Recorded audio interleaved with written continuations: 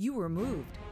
Hello and welcome to the penultimate round of the VRS DNLS Community Cup. My name is Tobias Brockmann, still image from me only today, and I'm joined by the beautiful, a little bit tired looking though, Daniel Hahn. I mean, it's Friday evening. I had a long week behind me, but I'm not the one who should be fit today. It's the drivers who are in the spotlight in the next hours, and they are the ones who have to deliver. Yeah, especially having that close of a battle in the championships, especially for Cup 2 category. We have something new tonight for you guys, because iRacing got the new Porsche 911 Cup in the 992 variant, and this is what we will get today as well. All the teams had to switch to the new version of the car, Daniel, and that brings its own challenges. Yeah, it will be a nice race with the new cars. Very fascinating to see which team will adapt the best. The Cup 2 class especially is a very tight class with IES Sim Racing Schweiz and Sim RC Cup 2. Only 1.48 points differentiate those teams. So it's a nice touch for the last two races. And when we have a look at the calendar, we are today at round 6, and we will notice that for the first time in this season we will drive the 24-hour variant of the Nordschleife, the same as in the final, the 8-hour race, but today it's like the semi-final, and for us it will be interesting to see if some teams maybe adapt a little bit. You already said to me in the pre-race, you will miss the Mercedes Arena. Yeah, especially, I mean, it's such a great place for some overtakes, for some side-by-side racing, switching lanes and battling for positions. Also, another new thing, it's not only the 24-hour variant that we're driving today, but also we only have 15 days of a gap between the races. But as you can see, we got 60 teams registered. They should all come. Nobody has said that they couldn't. We just had a 15 minutes lone qualifier. It's 3 minutes to go there still. Then we have the qualification race, a 3-lap sprint race as always, to get to the starting grid for the main race, which will consist about 22 laps, which should be equal to about 3 hours. There's a Joker driver change. They don't have to announce it, they can just do it. And of course, fast repair as always, you can take 2 of them, but then you have to come in again in the next lap to serve your penalty. Yeah, and that penalty is a drive-through penalty, so round about 15 to 20 seconds time loss, but yeah, if you needed the fast repair, I think that's not too much of a problem.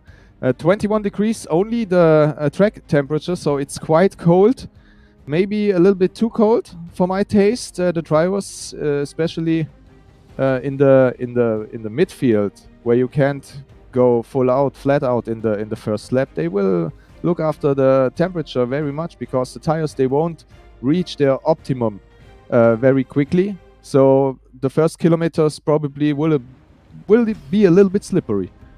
Yeah, looking at slipperiness, it's slipping away for Team Heusenwelt at the moment. 5 points now between Urano Esports Yahweh. The current lead is ahead of Team Heusenwelt number 1. The last year's champions. Adrenaline then? Not bad. 3rd place, 36 points, still up for grabs to get at least to 2nd position, depending on what happens during this race. T3 Esports Alpha also 4th place, and in the top 5 you got the 2nd Urano Esports car as well, Daniel. Yeah, and I envision the 2nd place finishers from the last time in P7. We will look out for them, what they are going to do today. Maybe they can repeat the podium, would be interesting. We will have the rest of the GT3 class in the picture, so you can just look yourself. It's very close in the midfield, but obviously you said it yourself, Urano with a 5-point lead in the front, and considering that if their own race is not too bad, it's basically impossible to lose the championship from that point on. But we have the 8-hour race, the finale at the end of the season. Everything can happen there, and you need to be clean, not just in the 8-hour race in 14 days, but also today. And I think Urano are the very big favorites, obviously. Yeah, they're not only favorites though. It was quite a surprise to some people. I mean, you could see the driver name like Pastor, for example. It's obvious they're quite strong on there. I mean, you only drive one track, so you get faster and faster and faster. You don't have to really train different tracks. But it's getting even closer in the Cup 2s, as you can see. The IAS Sim Racing Swiss Cup just ahead by 1.48 points. Ahead of SimRC Cup 2s, SRA Red then on 3rd position, WS Racing Esports, the kitty car on 4th, the eSim Sport Cup 2 on 5th. And yeah, then you can see it's quite close in this area. Why do you think, Daniel, is the competition so much harder in the Porsches? I think the main reason is that the class is a little bit closer, smaller. And with the points system we have, that results in a closer class. But if we look at the top with the 1.48 points difference between the first two, that's the most interesting class for me, with the car change and everything. And also a pretty much decided class is the GT4 class, which we are seeing right now with Schubert Motorsport in the lead, 55.37 points in front of Adrenalin, 48.4, and SimScene Racing in P3. The SimSport, those two cars were very, very quick in the last races, although they are only 3rd and 4th respectively in the total standings.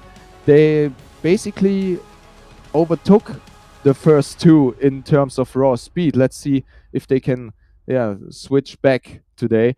And also we have a look at the SP3T class with the two Heusinkfelds. Obviously, they will decide the championship between themselves.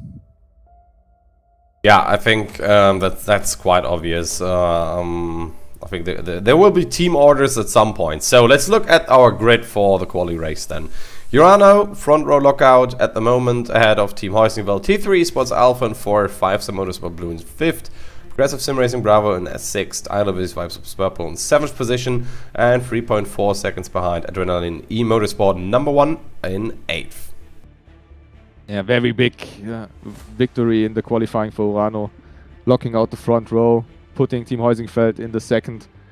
It's a tough race for Heusinkfeld ahead of them, but also a good job for T3 in P4. Now we are on the second side of the classement. We have WS Racing in front of Phoenix Racing, Esports DNLS 2, Sim Racing Academy White in P11, SimScene Racing in P12. 13th is Epic Sim Racing Red, followed by Raceline Sim Sports, and in row number 8, Piranha Sim Racing in front of iLiveries Vive Sports Red. Directly behind them, there is Sim Racing Academy Black car, the other WS Racing Esports vehicle in the GT3 class. Then we got the Race Glitter team 19th, T3 Esports Gamma, nice design, still like it, in 20th. German Sim Racing Purple in 21st, Artal Motorsport in 22nd, and then we got the RN Vision guys in last. Yeah, without a lap time, so they will have quite an evening ahead in front of them. The Sim Racing Academy Red in P1 in the Cup 2 class, ahead of IS Sim Racing Schweiz Cup. So again, the 292 and the 97 with a good showing of pace. SimRC Cup 2 in P3, Impulse Racing P4, WNS Racing in P5. Now they were a little bit too quick for me. Well, that happens. It happens sometimes. We have Herzog in P9, Racetech P10, DSM Sport P11, and Deutsche Payment at Race on View in P12. And in the final row of the class, WS Racing. And yeah, it happens twice sometimes around. Tobias, please. Well, Deutsche Payment at Race Unit GT4 then starts first in ahead of Schubert Motorsport GT4. The RN Vision SES Sim Racing team in the SP10, they have the 3rd place, in not like the colleagues over at the GT3. Team Race got a 4th, Ring FC at 5th, Sim Sport 6th, SimScene 7th, and, well, Adrenaline in 8th. And for the final class, Team Heusinkfeld in front of Tetra Esports, Impulse Racing in P3, the second Heusinkfeld only P4.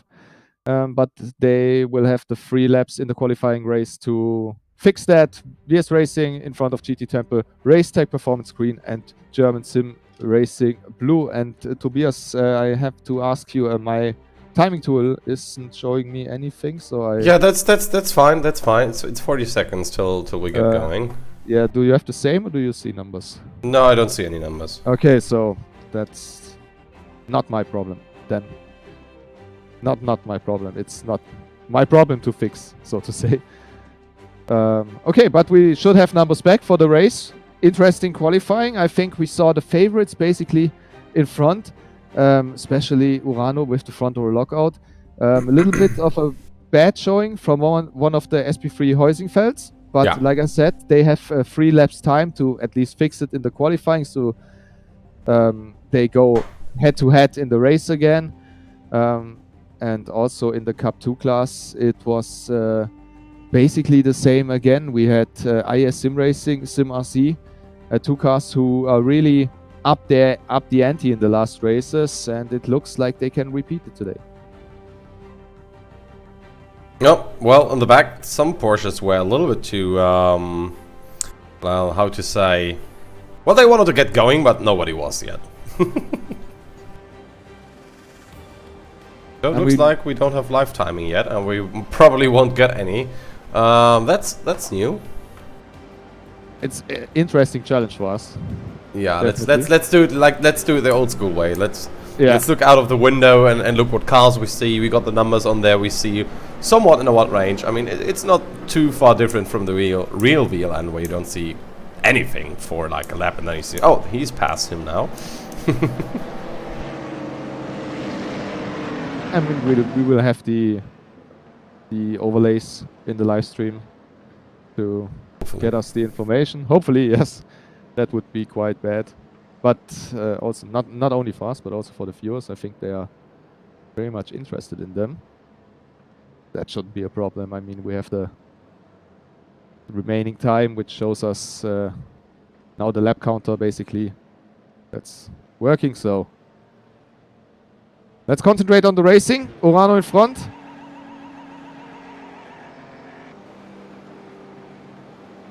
Heusinkfeld in P3 and T3 in P4.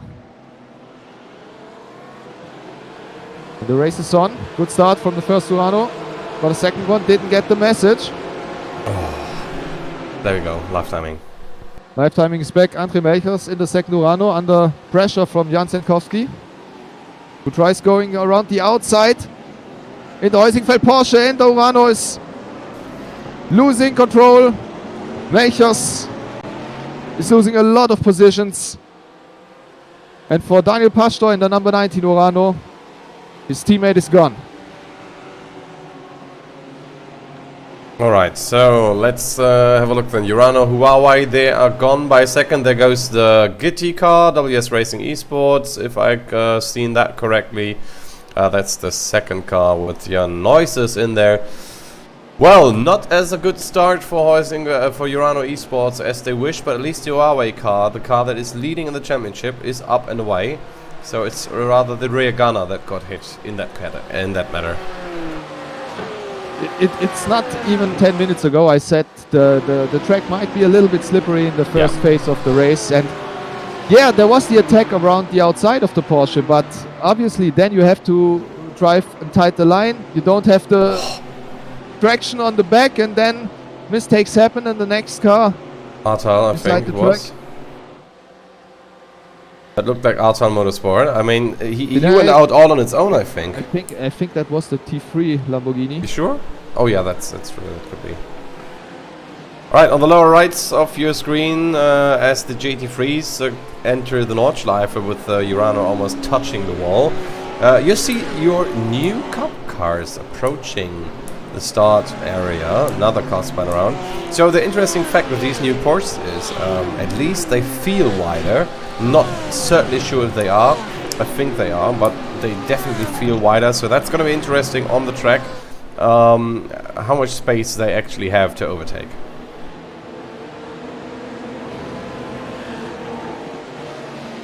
Well, the first opportunity to test just that will arrive very, very soon. We are on the start-finish straight.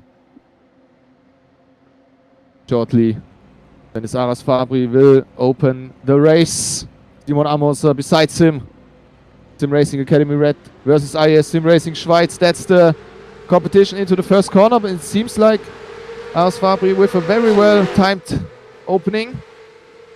Amosa has to cover the inside, but just should do that just fine. Way less drama into the first corner, I just wanted to say, but even in the a little bit smaller class, it was the race tech performance. We see him in the background. Well, that's 2 out of 2, Tobias. Yep, there we go. Let's hope for a better start. Maybe you can commentate the next start. Bring a little bit luck to the teams. Yeah, I think yeah, you bringing back luck to everyone here. Race tech performance now. Then we got like 3 GT3 cars that got a little bit well stranded for some minutes. So well, give your best. Well, then we go for the SP10 category. Schubert still having something to defend for, not having any time to pull back. They have to go flat out the whole time. There we go then.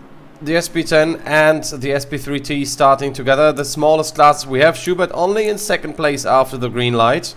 And you can see there are Envision STS Porsche already pushing for it into the first corner maybe. But don't forget, you turn left directly afterwards.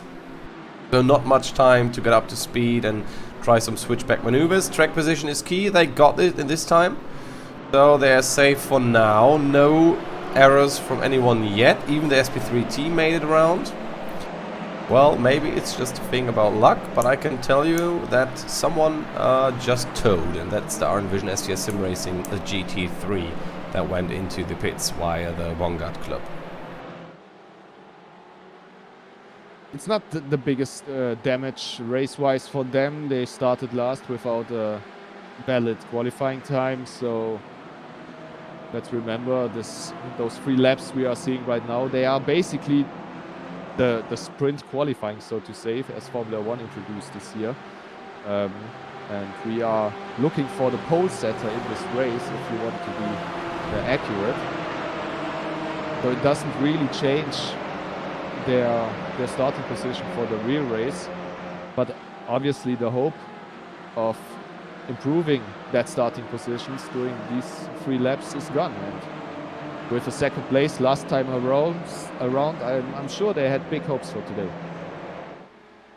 Well, let's see. Cars 172 and 22. There is noted an unnecessary contact. And that is something that we've seen and we will see quite a few times during this race. As 3 laps, I mean, it's known for everything, you know. You don't win a championship in this race. But still, track position is key. Yeah, track position is key on the Nordschleife, but the thing is, with these qualifying races, you mostly lose more than you could gain. Yeah, especially if you start in the front, obviously, but the thing is, we are so late into the season that a lot of the teams, they have a very, let's say, fixed impression of themselves where they should be, and sometimes, and that's only a human thing, I think. If you don't live up to your own expectations, you're quite eager to make up for it, and you take more risks, and you maybe do some things which you're already sorry for them in the moment you are doing them. So it's very natural. And only 3 laps on the Nordschleife. It's a long race, but a long race track. But let's be honest, 95% of the time you can't overtake. So even you do a lot of kilometers, you only have those 3 or 4 chances during those 3 laps.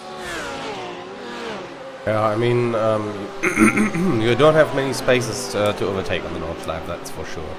There are a lot of sweeping parts of the track, like this one where they are now. Not quite sure where they were. Oh, there they are, okay. So, you know, they're already almost done with their first lap. We didn't see many overtakes happening on track. Sadly, we don't see any more the track position change compared to the start in the lifetime, which I think is quite sad. But still, for the beginning at least, Joanna and Team Heusingwald, both with nice gap to the car behind. They stay as they were in the beginning anyway. Maybe one word to the slowest class, the Audi RS3 class, the SP3T class. T3 Esports, they took the lead. Team Heusingfeld only in P2. Impulse Racing, VS Racing, P3 and P4. So you ask yourself, where's the second Heusingfeld? Only in P6 right now. P7, sorry. So Yeah. not the best start for the Heusingfeld team. And that's the leading car for them. That's the 401 is the leading car in the championship. We'll come back to the class, but first, let's see if the T3 can hold the position here to the home chicane. It was quite tight, but the teams just managed to survive. Isaacson with the attack on Roman. And there is causing a collision for cars 244, the eSimSport Cup 2 and Herzog Motorsport, which is going to be looked at. The T3 Lambo actually got almost turned around by a pit maneuver from the 55 Porsche. It was quite close doing down the Hohenrhein chicane. And I don't like the shortcomings of the 24-hour layout. The only reason actually you do this left-hander, this shortcut, is because they need the Mercedes arena as a paddock for the classic cars. They don't have space.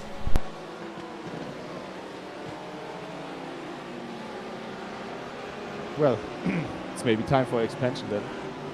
Yeah, in the other direction though. But where do you want to go? On the other hand, you have the Jaguar corner or Nissan or whatever it's called nowadays, and on the other side you have the Mercedes arena. So there's not a lot of room to expand, to be fair. Yeah, first underground paddock. That would be interesting idea. Well, who goes underground then? Because that's a disadvantage, because you got, longer way to the track. Well, just take it like a man and draw sticks. So, well, let's leave our fever dreams where they should stay and return to the racing, because we are already in lap 2 and we are still with Roman and Isaacson fighting for P3 in the GT3 class. Meanwhile, Urano, Daniel Pastor and Jan Sepkowski for Team Heusingfeld, they are already 5 seconds up the road with 1.7 between them. So again, they show that those cars are not fighting for the championship by accident.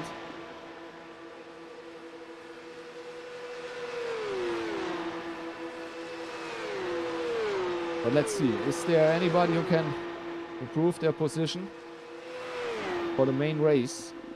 Usually the cars and the teams, they chose the fastest driver for qualifying and for the sprint qualifying. Sometimes he's not available at the time, maybe he comes later, maybe he's not available for the whole evening.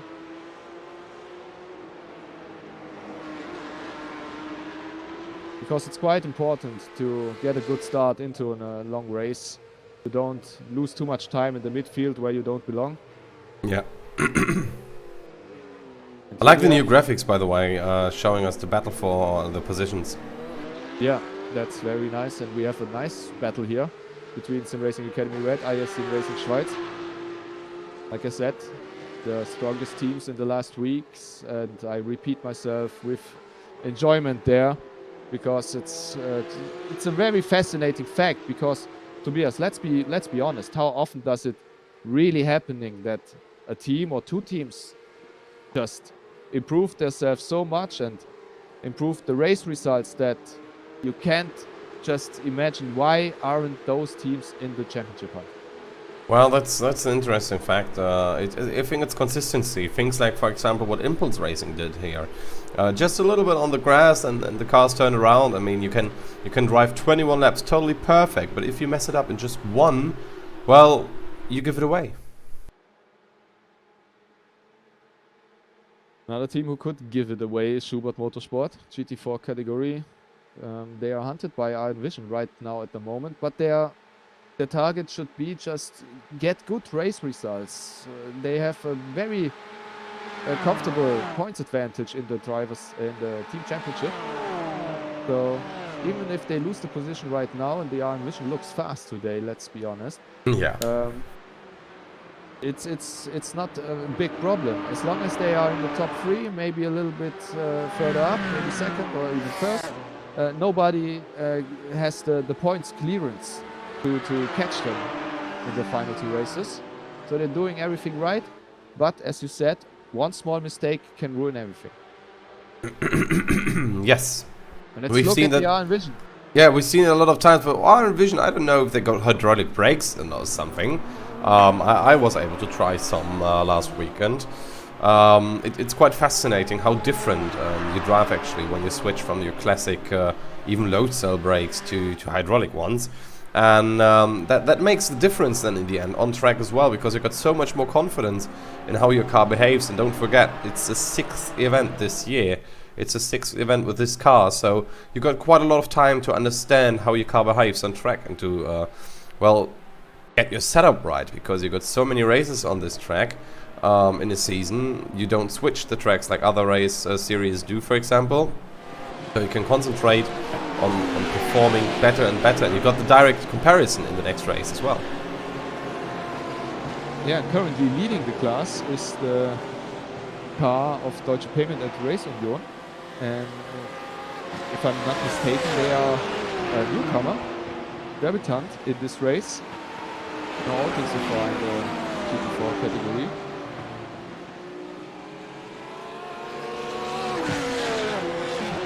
While we switch back into back to the fastest cars, back to the GT3s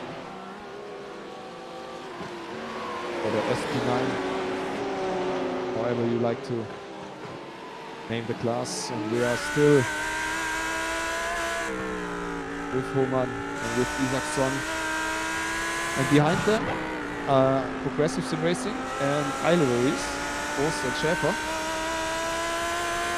in a not so easy to drive situation, especially Kroos, because he wants to join those 2 guys in front of him, but can't really take the eyes out of the mirror.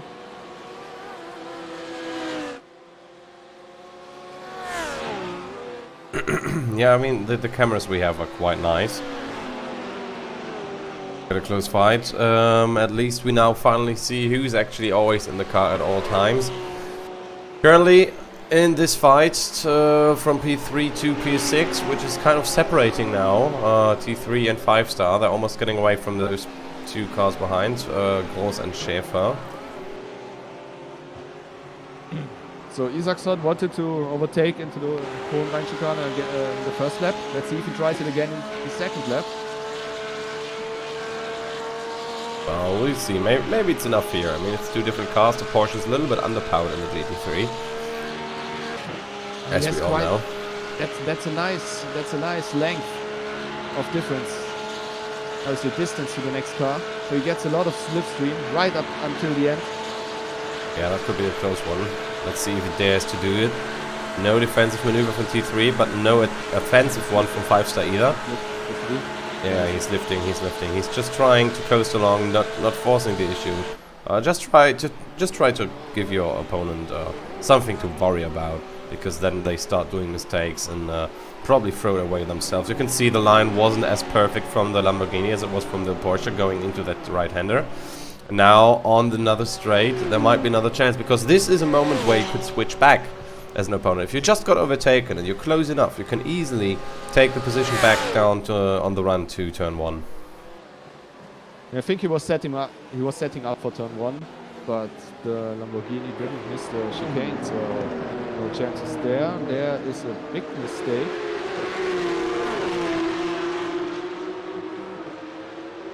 Well, it's the outside of the carousel, not the fastest line.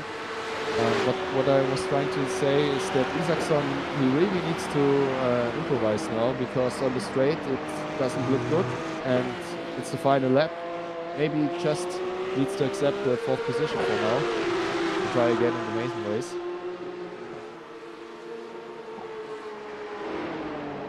While we are right in the midfield of the Cup 2 class. Oh, look how close it is. I thought they're just gonna collide with each other. should be positions.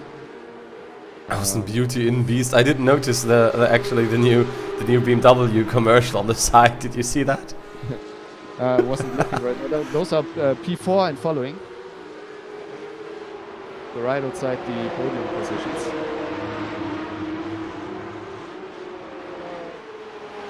But IS Sim Racing Schweiz Cup, which we saw currently in P2, and Simmer C currently in P3, not part of that group. So the title candidates.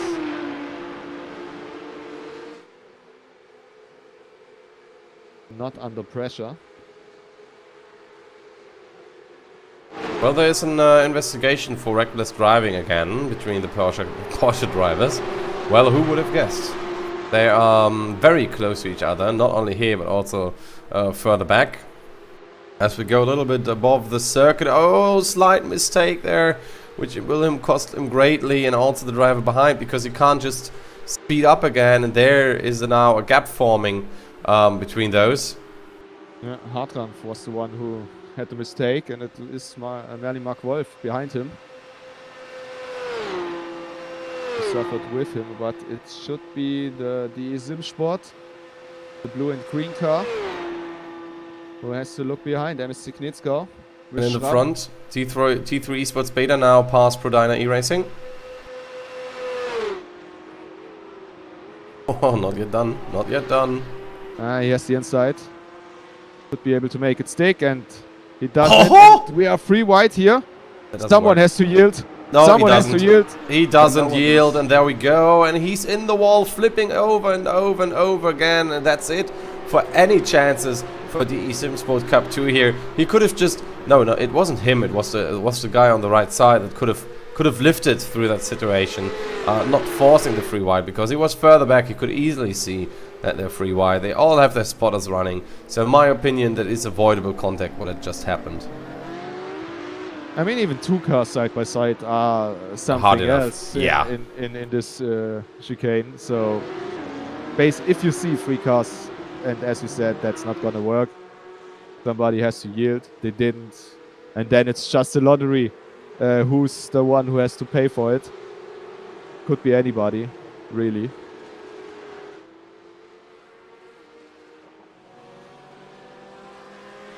Obviously, if you're the other guy who has your nose farthest in front, you're not going to. And here we have quite a nice impression of how big the gap is between the leading cars and the following group. Where you can see they lost someone. They lost the iLiveries a little bit. Not by much though. The progressive, they lost the progressives in racing. Yeah, Gross now being 2 seconds further back. I mean, he's still there with them, but... Yeah, if something happens, he can advance places. Yeah, maybe if they go 3 wide during the home run, maybe. Yeah, that's... I wouldn't even wonder if we didn't see it again tonight. It's just... I mean, if you're a driver, it's just that... It's like this, how do you say, Versuchung, temptation. Yes, temptation. The temptation to pull off the move of the century. And that's the second corner here, Wutkurve, or entry Wutkurve, this double left-hander. We saw quite a lot of overtaking maneuvers this season around this part of the track. A little bit quiet today, but look out. I am pretty sure we will see 1 or 2 at least overtaking tries. I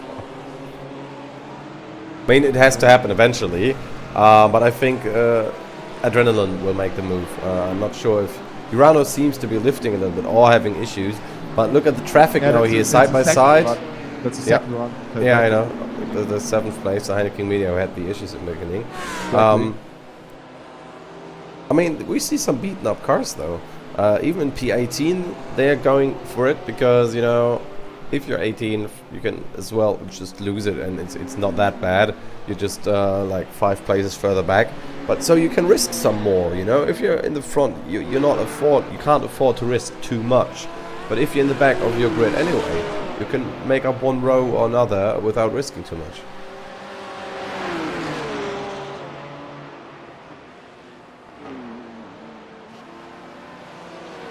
Neuse, Smooth, Ehrenfeld.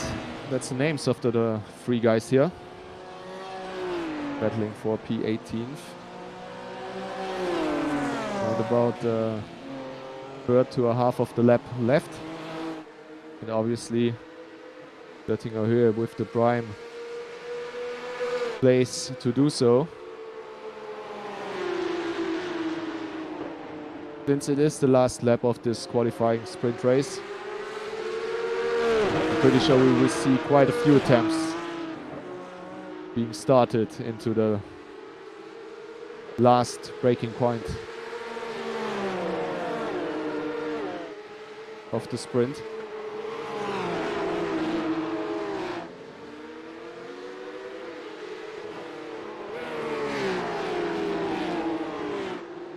And the situation in the Cup 2 class hasn't changed where it matters. And also this group here in the midfield is basically still the same as it was last round. There goes split screen again as we're on the final lap. We got the Urano Esports Huawei sponsored car on the top left of your screen right now, coming over the crest with Heusingveld just behind them. Bad start for Urano, but better one for Heusingveld there, as they are in the first row again. That will put, I think, Pastor, if he starts, under great pressure, Daniel. Yeah, and very important for them that the second Urano isn't there either. So, good qualifying for Heusingveld, even if they have to give the pole position and the win to Daniel Pastor and to Urano. So, congratulations to the 90 car. And look at this, Isaacson has done it. He took Hohmann, he took P3 in the end. There he comes, 9th only, okay. No, not 9th, okay. That was just a glitch with the graphics. Urano Esports Heineken Media made it to 7th at least, yeah. 15th then for Sim Racing Academy Black, and just behind them is the BMW of the white entry. Artel Motorsports, they go 7th, yeah. And then we got those that had to save it from some shenanigans at the beginning. But it's not over yet. We still got the last place. Nobody wants to. Oh, the Lamborghini will do it. Oh, what happened? Did he lift? Will lose the place. He just missed the chicane. One mistake, and Rubel in the T3 really nailed it. He also had the right timing, so he wasn't too close already. What I think is always interesting is to see, you know, GT3 finished, and then he got like half a lap down the cup car. Yeah. Well, at least in those 3 laps they are not mixing and so we have quite a clean finish. Nobody is gets missed by the camera. Yeah, but maybe before we talk about the Cup 2, one final word to the GT3. Today it's the last chance basically for Zenkovsky and his team. They have to beat Urano. Another 1-2 with Urano in front is definitely not enough. And even if they do so, it will still matter in the final race what Urano is doing. They have a clean race again, then it will be very hard, maybe impossible, probably impossible. So let's see if the Porsche is successful today, or if Urano do make a big step towards the championship. So let's talk about the Cup 2 class. We see the finish. Oh, it's still close. And we see the midfield of the class. Aras Fabri, Sim Racing Academy Red, they won't have anything to do with the championship. A good P3 in the championship table. Another pole position for them. But IS Sim Racing Schweiz Cup will have the small advantage against Sim RC at the grid. So congratulations to those 2 free cars, and let's see who has the position here. There we go. Who gets it? Who doesn't? Well, oh, did he lose the car? Yes, he did. Oh man, he just saved it. He hit the Armco quite hard. Can he save it over the line? No, he does not. Another hit on the left side. Oh, that does hurt a lot. Not only to your ego, but also to your hands, depending on what steering wheel you use. But you can see WNS eMotorsport, at least they save it over the line. Not last, but, well, 8th in the class. Wolf Motorsport Sim Racing with Merlin Mark Wolf. 9th, followed by the Gitti car. Man, what a finish was that. Yeah, I think he thought he saved it, which he did to a certain point, but I think the car was just too damaged to just take the same pace into this final right-hander here. But in the end, yeah, he tried something, wanted to gain a position, lost the position, but I think P8, this we saw the midfield very, very close together in the Cup 2 class, so everything's to play for today. Well, that's gonna be quite extraordinary then to see in the next race. As we can see, Andy Gulden still being chased by Christian Buch, the DE SimSport SP10 BMW. 0.8 seconds. Well, that's the gap. It looks like a much, but it is not at those speeds. And it's gonna get even closer. It's gonna get even closer. It depends all now on how Gulden actually gets the exit. If he gets a little bit more speed down to the, yeah, almost main straight, you could say, then he can save himself maybe from an attempt from Buch up to Antonius Bucher. What do you think? Yeah, we lost the Iron Vision. That's the first thing I noticed. So P3 for Schubert, but it doesn't look very good. Andy Gulden, he drove a very good race, like I said, first outing in the season for the team. But it looks like the BMW maybe in the second phase of the straight just has a little bit more top speed. Nope, that's it. And yeah, no chance, even with the slipstream. And if Christian Buch doesn't make a big mistake in the final corner, yeah, no chance. Andy Gulden, oh, that has to hurt. Yeah, I think it does. I think it does. I don't want to be him right now. It was so good, you know, the Iron Vision car disappeared in front of them, literally, into 5th position. And, well, there you go. Golden, but it's still, it's the first few places. That's fine. First row. I mean, it's, they just have to take it off, look forward. Not a big problem. It was only the qualification basically. So let's have a look at the Audis. Hadn't seen much of them today, but we will also address them obviously as they are completing the first part of today's program. Patrick Kubinji, Team Heusingfeld 404, as Tobias said before, that's the car who is currently in P2 in the championship, and the leading car with the, a little bit worse of qualifying.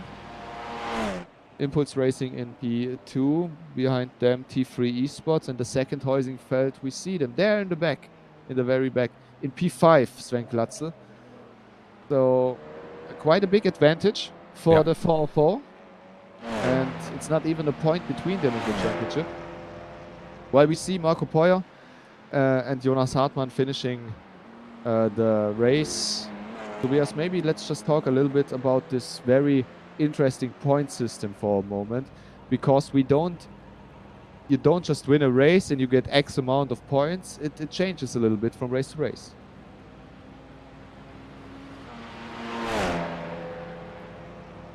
There you go. Chris Brehm over the line.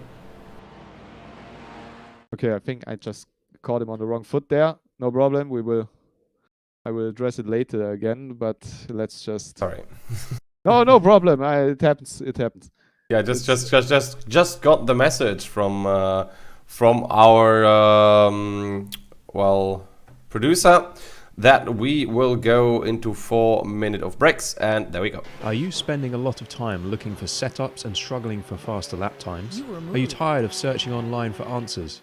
Would you like to get setups, analysis and tutorials from some of the best sim racers in the world like Ralph Alla, Mitchell de Jong, Martin Krunker, Josh Rogers and many more? If so, virtualracingschool.com is the answer you've been looking for. VRS data packs provide hot laps from our professional coaches for you to analyse and replicate. They provide tutorials that walk you through the fastest laps and what the pros did to achieve the best times. And they provide the setups you need to ensure your car is competitive in both oval and road racing. If you're ready to get faster and reach more podiums sooner than later, just go to virtualracingschool.com and sign up for a free account today.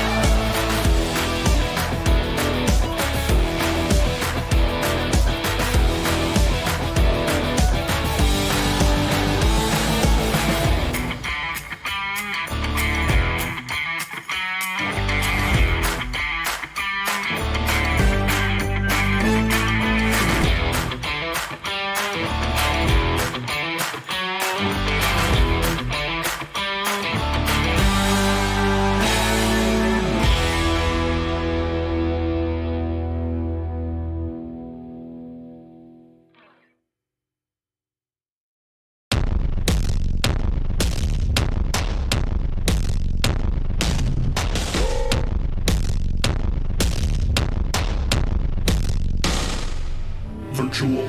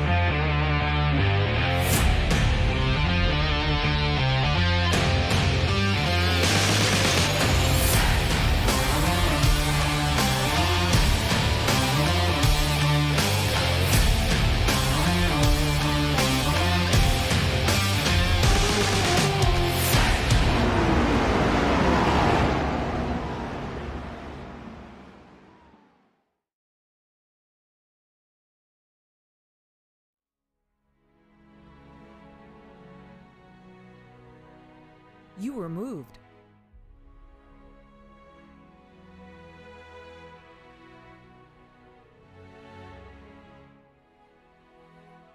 And with that, we return to the Nordschleife and the DNLS. It's Friday evening and we have our final starting grid for today. Urano Esports, Huawei in front of Team Heusingfeld. 5-Star Motorsport Blue in P3, followed by T3 Esports Alpha, Iluris, Vive Sports Purple P5, Progressive Sim Racing Bravo in P6, then the second Urano in P7, followed Adrenaline Esports P9, Iluris, Vive Sports 10, Epic Sim Racing Red 11th, Piranha Sim Racing 12th, then Team Race Gitter in P13, Phoenix Racing Esports P14th, Sim Racing Academy Black and White in 15th and 16th position. And finally on the third page we'll see Artal Motorsport in front of VRS Racing Esports, Raceline Sim Sports 19th, Sim Racing, SimScene Racing P20, then T3 Esports Gamma P21, German Sim Racing Purple 22nd and 23rd are Envision STS. The Cup 2 category starts in the following order: Sim Racing Academy Red in front of IS Sim Racing, Schweiz Cup Sim RC Cup 2, P3 T3 Esports Beta, P4 Prodina E-Racing, P5 Deutsche Payment and Race Union in 6th position, followed by MS Signetzgau e.V. and WNS Racing. Wolf Motorsport Sim Racing P9, VS Racing Esports 10th, Herzog Motorsport in P11, followed by Impulse Racing, Racetech Performance and DE Sim Sport Cup 2. The third class in the DNLS is the GT4 category. DE Sim Sport followed by Deutsche Payment. We saw the very close fight between those two guys in the sprint. Stuart Motorsport in P3, followed by SimC Racing, R-Envision STS and Team Race Gitter, Adrenalin E-Motorsport and Ringifiziert Sim Racing in P8. And last but not least, the SP3 TD Audi RS3 LMS cars. Team Heusingfeld 4-4 in front of Impulse Racing, T3 Esports Delta, VS Racing Esports, then the second Heusingfeld championship leader only in P5, German Sim Racing Blue, Racetech Performance Green and GT Temple Racing.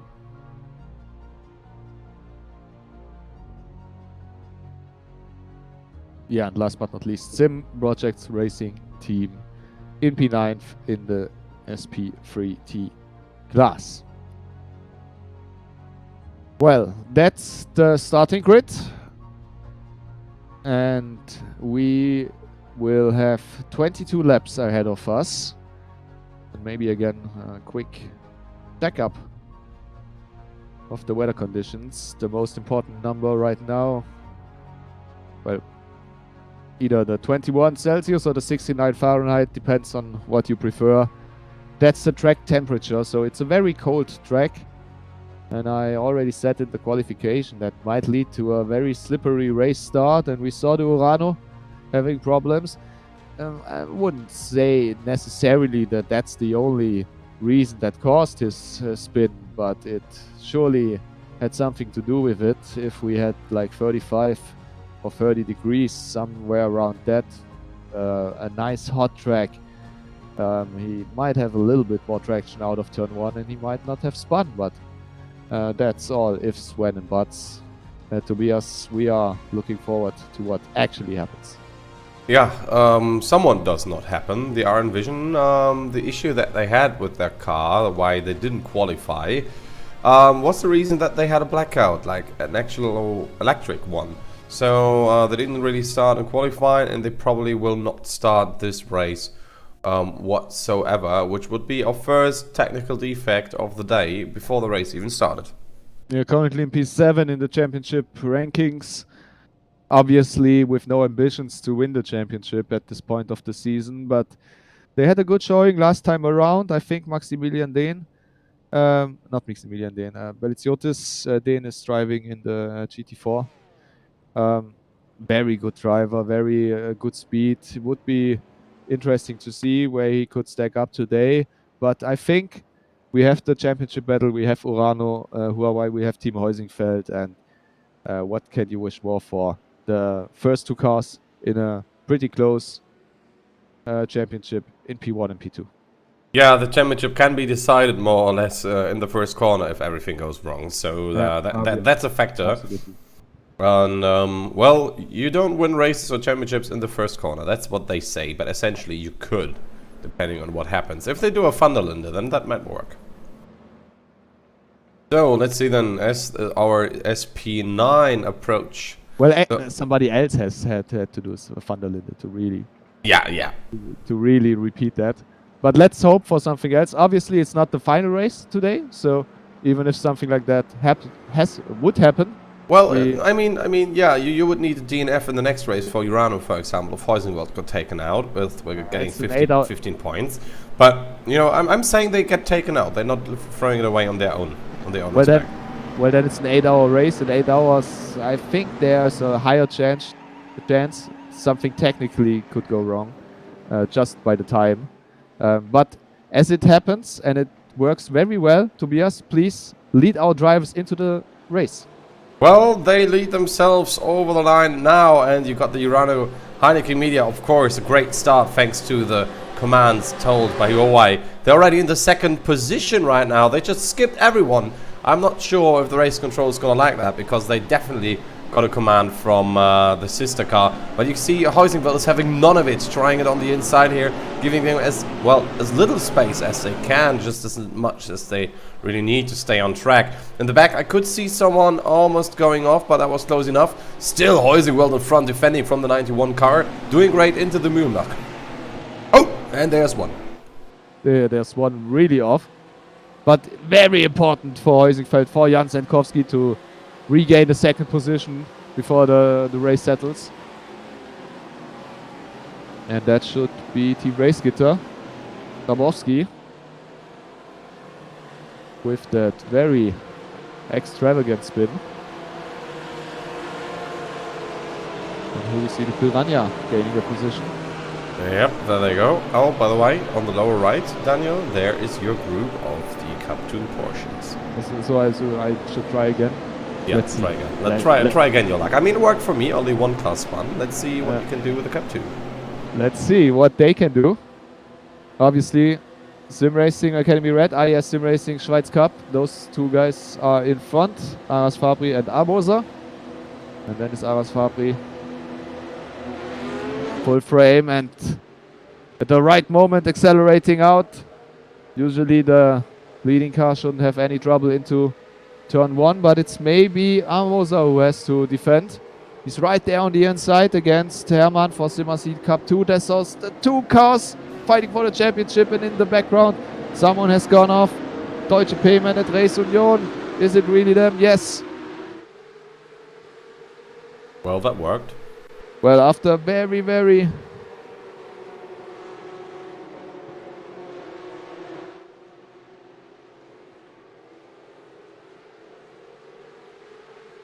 You're holding your breath right there because they're going side by side through the Nürburgring and... Absolutely. Sorry, go towards Nürburgring that way. And it could work out, or it couldn't. Well, nicely done.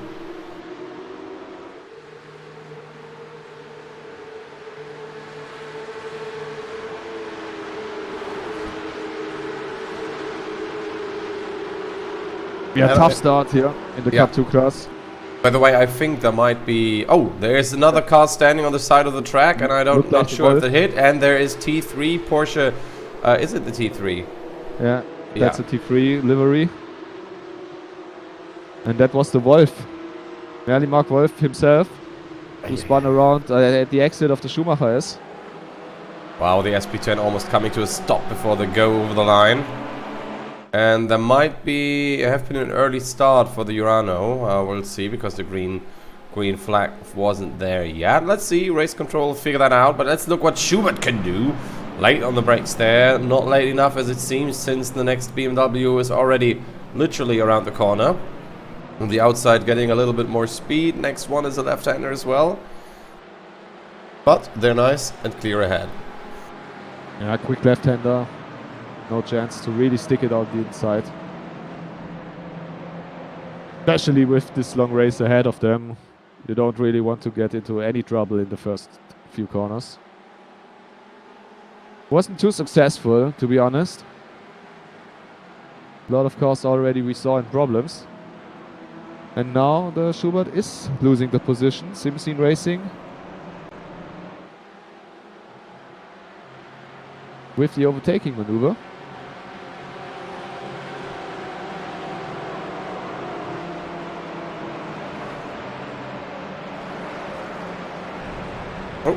Our Vision, not the best day tonight. GT3 car not started, the GT4 car off track, losing positions after position.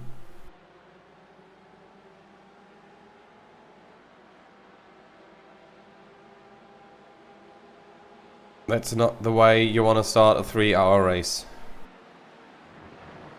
Right behind the GT4s, the SP3T category has also started their race, and like in the sprint qualifying, again T3 Esports has overtaken Team Heusenfeld. Oliver Ackermann in front, and the second Heusenfeld at least gained a few positions in P4 right now. And here, Urano with the overtaking maneuver, Melchers in front of Senkowski. Right in the mood curve. I hope think we see a replay. that was the overtake of the race, I think. Yeah, I hope we see a replay of that. Very, very big overtaking maneuver. Very aggressive as well. I think Senkowski didn't expect that to happen.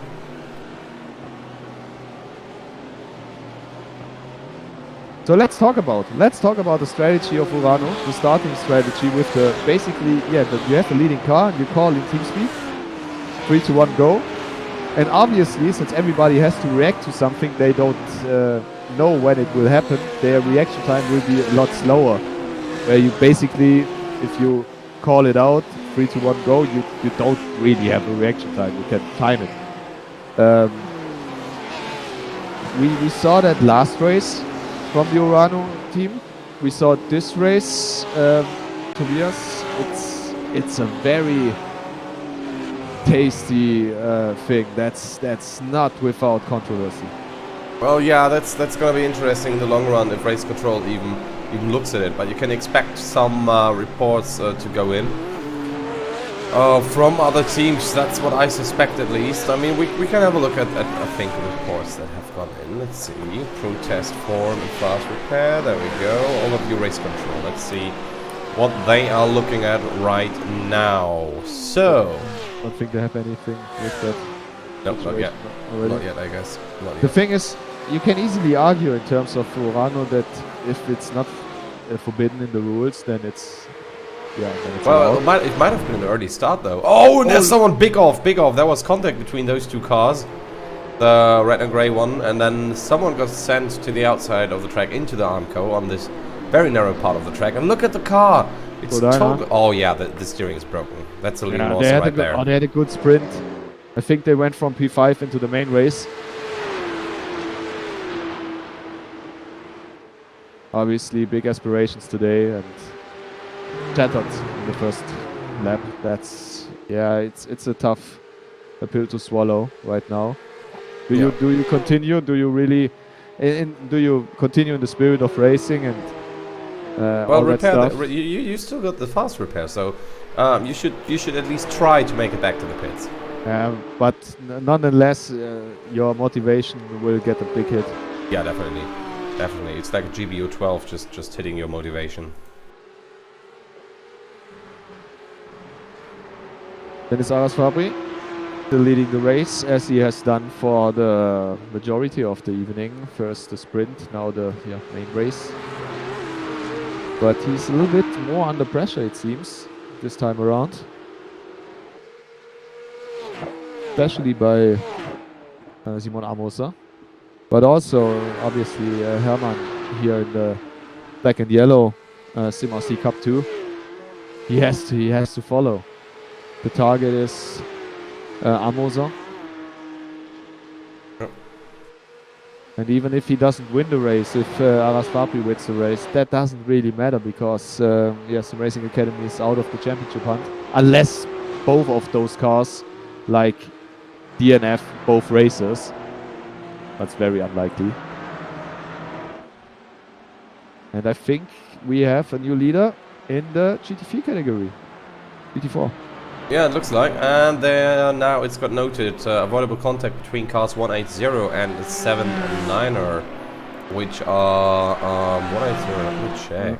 Piranha and Team Race Gitter. Yeah, and Piranha Race Kidder were the guys who got the payoff.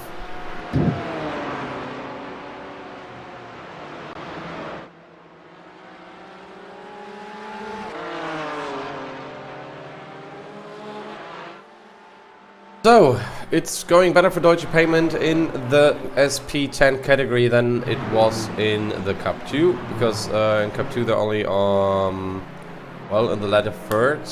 In the SP10, obviously, they are leading now, Schleife ahead of Bug, very closely following each other, and then the rest of the class, Schubert Motorsport leads the rest of the pack from P3. The R Division STS team, they are in the middle of the SP3T, trying to make their way through them, which isn't an easy task. You could have just seen them, because the track doesn't get wider, just because they're slower in front of you. Well, that would be nice. Especially on the Nordschleife. If you could find a meter more asphalt, which isn't there for the rest of the drivers. You can dream. Yeah, one can dream and wish. Maybe dreaming a little bit right now is Magnusson in the Impulse car here. Quite aggressively and very tightly following Perschke in the Heusingfeld. Behind them, the second Heusingfeld. I remind you, those are the two cars who are fighting for the championship very, very tightly, but also at the same time very dominant team performance from Team Heusingfeld throughout the season. Basically every race there was a 1-2.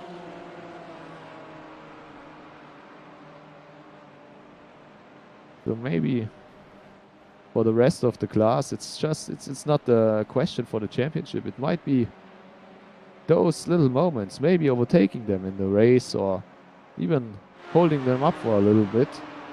Could be a victory in itself. Yeah, especially if you have somebody who is very, very up ahead, and in the DNLS where you only drive one racetrack, you really can catch up to someone during the course of the season. Where obviously if you are closer to the limit, it's harder to improve if you are not as close. Yeah, that's definitely true. So, but the Heusingfeld has a good speed. Obviously helped by the T3, who gifted a little bit of slipstream.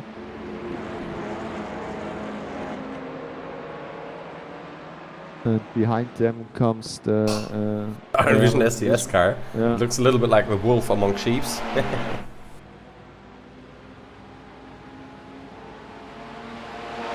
He has to find a way around lower cars now. Don't think he can do anything into turn 1. Has to just follow the train. All you had to do was to follow the train. It's a reference to a very well-known video game. There you go. Next overtake. Please don't touch. Maybe. Don't hit the championship runner-ups here, please. Thank you. Well done. That could have gone wrong. That could have gone wrong very much, but at least they made it out. Because if the 404 didn't see the Iron Vision STS car coming up into the corner due to it braking way later than the Audis, we could have seen another incident like we've seen with the Porsches, but just this time we got enough runoff area to not, well, completely destroy the car, and especially the steering axles. Yeah, I hated that mission. Yeah. How many time did it take you? I didn't count, but it was like 30 to 60 minutes minimum. like so. The thing, it wasn't too hard, it was just unnecessary. Unnecessary, difficult, and therefore not fun. Yeah, well, I guess. But what doesn't someone do for someone's pleasure? And yeah, obviously San Andreas, great game at the time. They get a remake. Re-release. Well. No, let's see how it's made. I mean, it doesn't run well on modern hardware. So even if they fix just that, it wouldn't be bad. Yeah, I mean they did with DNLS somewhat Rockstar Games that finally works on PC more or less flawlessly. So they will manage to do so with San Andreas as well. Or you could just run it in compatibility mode. Yeah, I never had any. It was never like 100%. It always was something. Yeah. But let's get back to the racing. Plenty of time to talk about pop culture during the race. Yeah, I think Later on. we'll have some quieter face, yes. The race settled a little bit. We can return to a few topics, maybe a little bit offside the track. But we have... It's not a replay. That is a replay, but... Okay, let's look at the start from the perspective of André Melchers, the second Urano. So his teammate is now in his, they are in TeamSpeak, and he says, Oh, wow. 3, 2, 1, go. Well, that was too early, I think. That was too early. In my opinion, that might have been way too early, because the thing is, even the producer told me, which is not race control, obviously, the producer told me that they went before the green thing showed up for him. You know, the green light cue. Yeah. I mean, of course, Heusingveld will make sure this gets looked at, but there's not a protest coming in yet. There might be at some point. But we saw how big of an advantage he had. Yeah. Like the other cars, they were still standing still. Well, standing still during flying start, yeah. No. Kitty against another car in P8 against, is that Adrenaline or is it SRA? Not sure. It's Progressive Sim Racing Bravo. Someone completely different. Alright.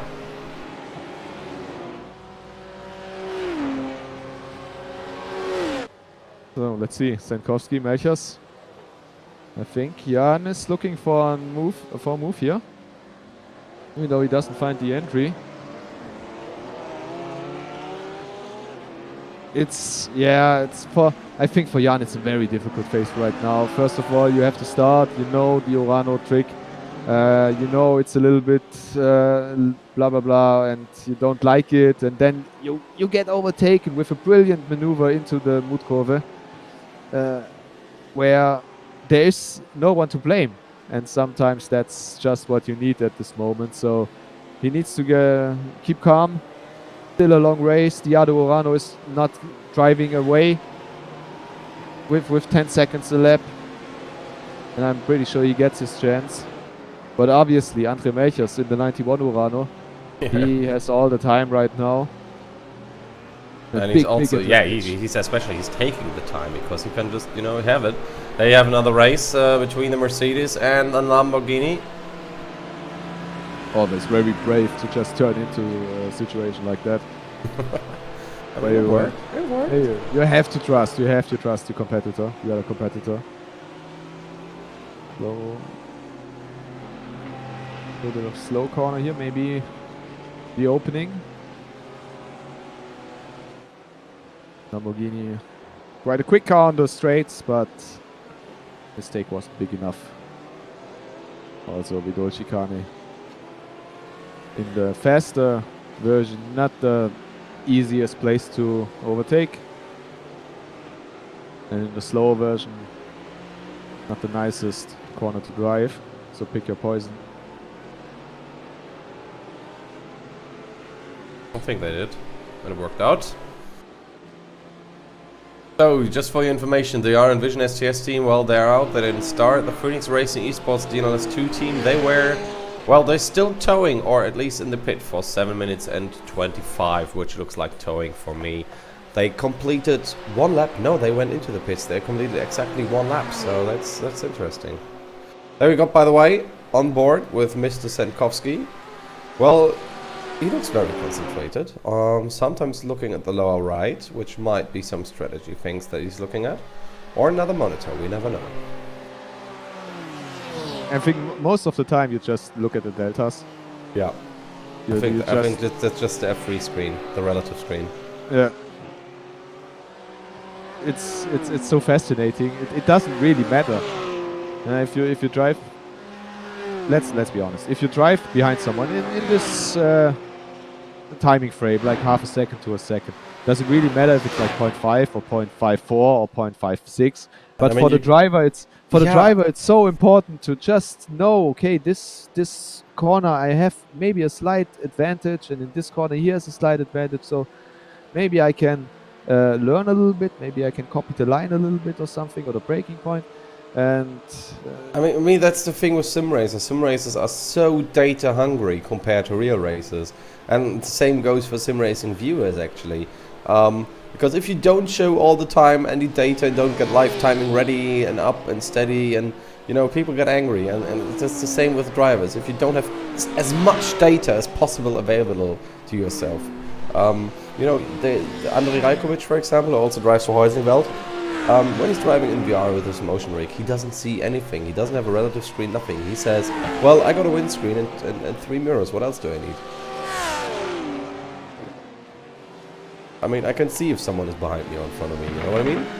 Yeah, exactly. I think it also depends a little bit on the driver himself.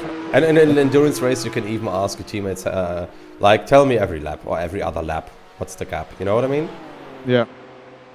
Obviously, if you close, you also see if you gain or if you lose time. But I think it's really a skill to find the balance between the information you need and the information you want. Because sometimes too much information can give you a slightly false picture of the situation, where you interpret some things that they aren't there.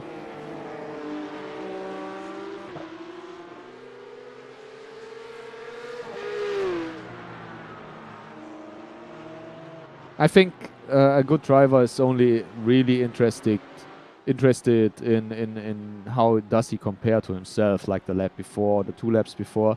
Am I getting faster? Am I getting slower? And usually you can feel a little bit what is the problem with the car. Most of the time, just the tires are getting worse, and so you're sliding a little bit more. You have to maybe correct a little bit here and there, and obviously you want kind of a feedback. You know, okay, I'm losing time, I'm getting slower, but you want the feedback. How much time is it really? And do I have to change something, or if I'm basically driving as fast as I was expecting? Well, yeah, I mean, the battle for P38 sounds harder than it is, because it's actually the battle for 3, at least in class, because Schubert Motorsport GT4, 3rd position right now, they are chased by Team Racegitter, but they're also 10 seconds behind the 2nd spot on the podium, which is, in my opinion, quite a lot after 3 laps. Such a difference in pace. That's quite a lot, for especially if you think Schubert still leading the championship with a big advantage. He said if they finish high up 2 times, then basically that's it. But with those pictures, there might be some doubts coming up. I'm sure they would like to just drive away and leave this group behind. That could be quite interesting in the next few laps.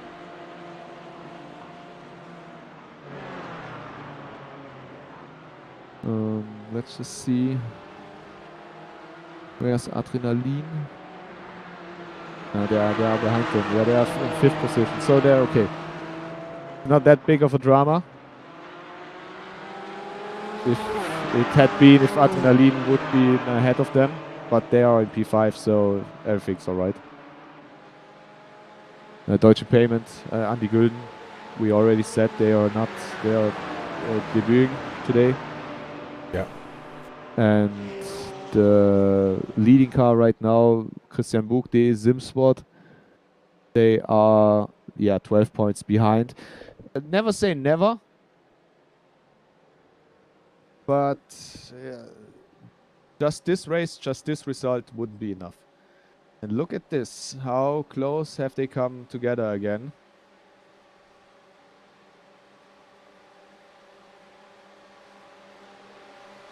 leading 3 cars after 3 laps. Nearly within 1 second.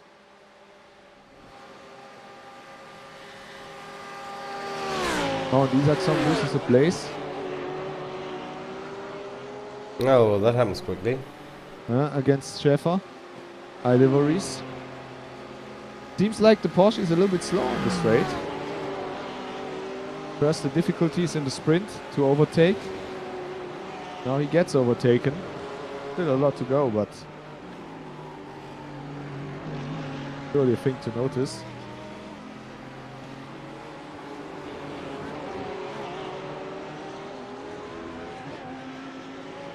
Also with 3 laps done, let's just remind our viewers about the pit stops. Obviously no car is able to do 22 laps on the Nordschleife without refueling. And GT3s, for example, they have to refuel 2 times. They have a range of a maximum amount of 8 laps. Other classes, they don't have the range to do a 2-stop strategy. They have to do a 3-stop strategy. For example, the Cup 2. Yeah, free stop, especially, you know, we still got the balance of performance going strong in this series. At least they try. I mean, for a cup category, that's not the factor. Well, for the GT3 it is, and the BEP is done via weights and of course via how much fuel you can take inside your car, which is kind of limited. So let's see. The battle for P1 in the Cup 2 is still going on, as you could see for the last few corners. Sim Racing Academy Red still leading ahead of the Swiss guys in Sim RC Cup 2, and those guys, they are so far away from the others. Yeah, 11 seconds to be precise. And let's see if there comes the attack of the IS Sim Racing Schweiz Cup car, but I think he's just out of reach. That's a typical situation in the first part of the race where I would predict that not much is happening in the next time. First of all, we have 2 of the championship contenders in this group, so they don't want to make a mistake, which could cost them. And as you said, they are leaving the rest of the field behind. So for the first part of the race, there isn't really it's not really necessary to be ahead of the group if you can't shake the other 2 guys off. If you just are ahead and giving them slipstreams, and they can maybe save a little bit the fuel, save the tires a little bit. It's not the best strategy to just go ahead. And with those tight races we saw, and with those tight gaps we saw especially, I don't think we will see a lot of action in this group, especially not in front of an upcoming pit stop.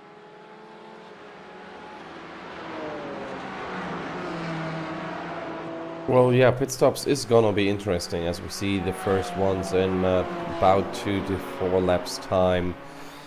What do you think is the best approach? Take the dash in the end, or the splash and dash, or rather take it in the beginning and try to get off sync with the others strategy-wise to get some track position, because you might be faster in front of someone else than behind them. I think you should. What I would do is to leave it open for the first pit stop to decide. Basically, how do you start into the race? Are you in a group, like I just said, where you can't really run away, where you maybe you lose just time by driving in the group. It's always a little bit slower, especially if the leading car is not the quickest. Maybe you have just want to have free air, then go for it. It's a little bit more risky, obviously, if some mistake happens where you can throw a splash and dash in within a short repair. Then obviously that's a mistake, but if you drive a clean race after that and you don't lose time strategy-wise, I would make it dependent on how this race started and then decide to the first stop. Yeah, that's true. Well, there is 1 penalty point for the car 270 MSC Knetzko e.V., which means, well, registered, I don't know what fine means, registered club, let's say it like this, yeah. Well, It says, when braking for the Caracciola carousel, the guy behind locking up his brakes, shooting us out of the turn and into the wall. Damage to the car, fast repair needed for the number 242 WS Racing Esports, which was actually a protest. It didn't come from the team, but well, fast repair for them in lap 2 already, which means they only have one left if something happens. Well, let's see if we will get a new leader in the SP3T category in a few moments. Oliver Ackermann, Magnusson, very close together, and the Impulse Racing is looking for the opportunity to take the lead. Right down the Döttinger Höhe. Always the question, do you go out, take a little bit of a longer line around this left kink, or do you stick in the slipstream? It really looks like they are both very close to the limiter. Yeah, but even if he's very close behind, no chance to switch lines, move out of the slipstream, and even think about an attack. And same situation here as I previously stated. If you can't drive away from the group, then it's not necessary to be ahead. But we see the position swapping between the two Heusingfelds. So first time in this race, the 401 is in front of the 404. For them it could be, it's not very risky, it's a little bit risky, but if you obviously can put a car between you and your teammate, in this case the one you need to beat for the championship, then it could be a big advantage. Yeah, definitely. But obviously if you lose the car, if you crash, then it wasn't worth it. For the moment, gaining the position team intern was, I think, enough, but let's see. Well, another nice view from the rear, and you can see how the Porsche of Adam Isaacson got a lot closer to the Alivery's car, and look at the speed difference from them. How late is he on the brakes? That's amazing. Yeah, Isaacson's problem, as we think we have found out, is the top speed. Let's see. The distance between the cars should give him at least a few kilometers per hour. And he crawls and fights and climbs a little bit closer, inch by inch, centimeter by centimeter. But it doesn't seem like it's enough. Now into the slipstream. But it is. It is round the outside.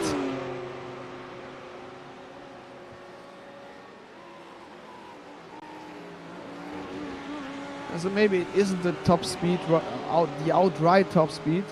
Maybe a little bit the Porsche is weak in the. It looked like he was a little bit weak in the first part of the straight, especially after he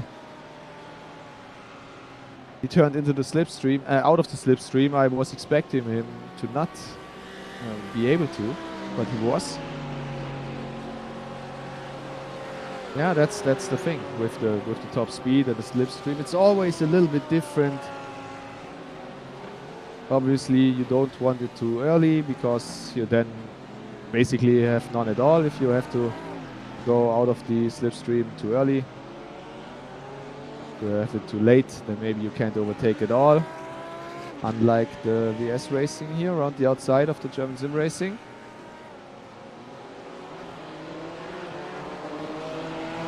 Still side by side. Next one is a left-hander, so slight advantage for VS Racing, but Gis Air tries to stick it around the outside. Would be the inside for the next one.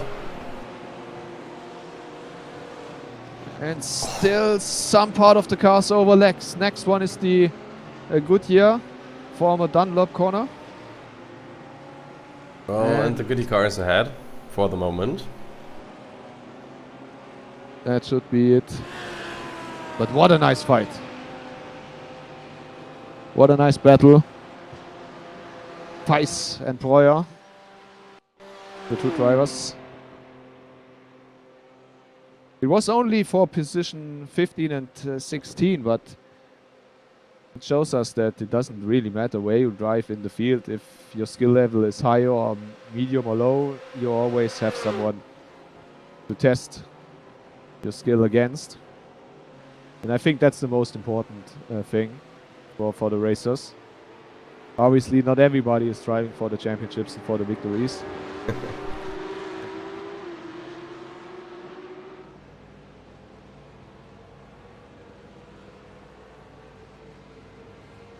But some who are, and those are currently in the picture, still the leading group in the GT, not the GT, the Cup 2 category. Still in the same order, still Dennis Ares Fabri in P1, followed by Simon Anmoser and Steffen Hermann in the SimRC Cup 2. And like I said, probably not a lot of movement in this group, and at least not until the pit stops. Which shouldn't be too far ahead of us.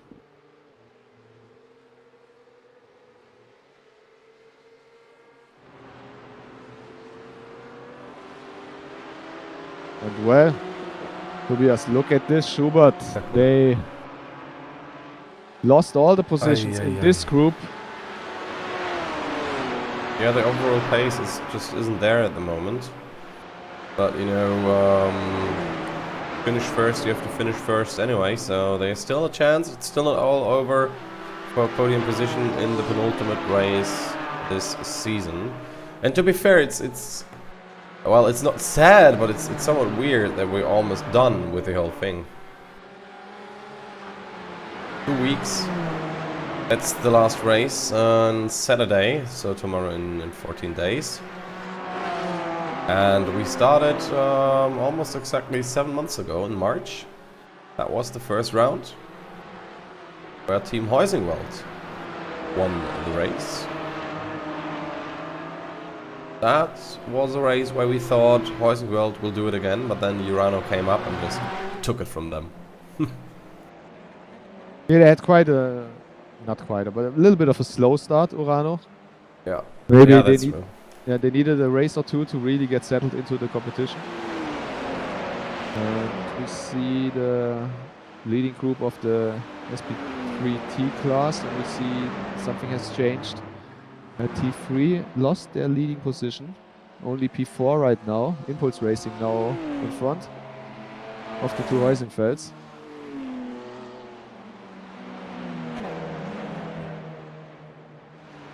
And the leading cars in the GT3 class are currently the two Uranos, who are side by side, if I believe the timing tool. Basically side by side. Team Heusingfeld is losing a little bit, 2 seconds nearly, the difference between the number 1 and the second position.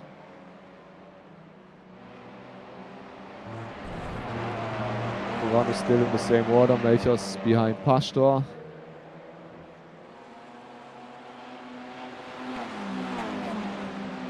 But it looks like the Uranos maybe in the second phase of the stint are a little bit quicker. The GT3 cars, basically everyone, will have to decide if they want new tires or if they go again on the old ones. I mean, with the track being that cold, it's cooled down to 20 degrees now. We can probably expect no one to take tires in the first go. They're probably double stint all the way. That's my opinion, at least, on this matter. In the GT3s, there's a problem. You have two stops, so you need you do one double stint and you do one single one. You can't really split it 50-50. Big dive from the Schubert. Gets the line on the inside and gets in position. A little bit of a shaky exit. but nonetheless, Köpernick im ringifiziert car has to yield. So they are right back behind Team Race Gitter, who lost the position to Adrenalin E-Motorsport. So still 2 positions apart. The championship leaders now in P3 and P5. But for Adrenalin, that's the place they need to be. I talked about groups who could just stay together, but they have a big opportunity now to leave this group, leave Schubert behind, and from their point of view, hopefully gain a lot of points today to maybe have a chance in the 8-hour race. They might just need a little bit more than just 2 positions. 3, 4, or even better would be nice. Look at the background, ringifiziert again with maybe just a little look. There was an opportunity, but nothing to gain into the middle chicane.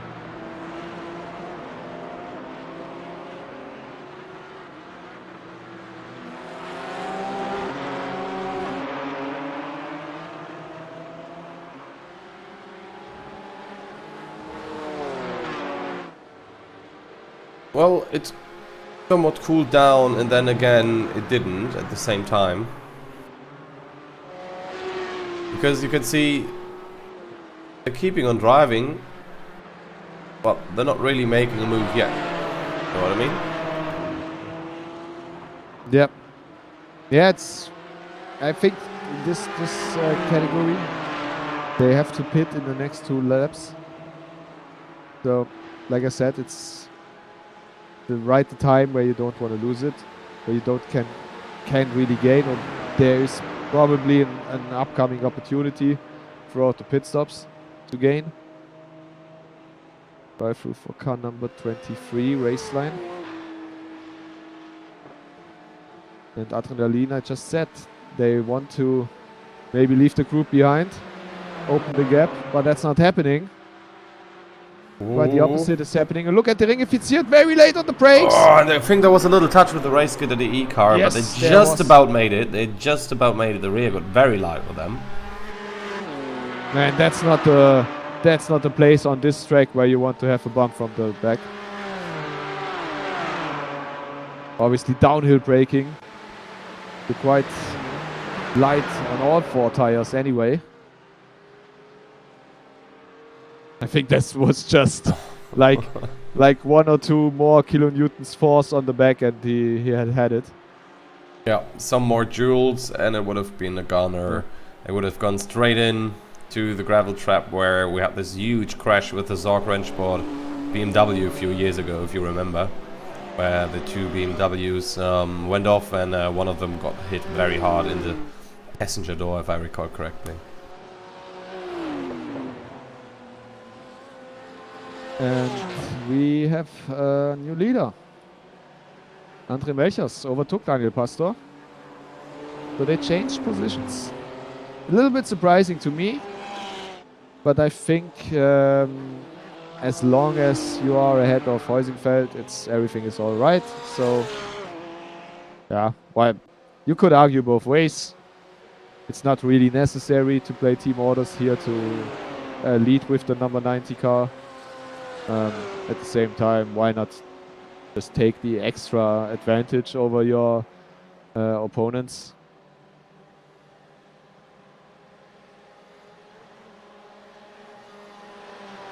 But I think for the moment, the Melchers might be just a little bit quicker. We can swap around anyway later on. Yeah, true. So why not?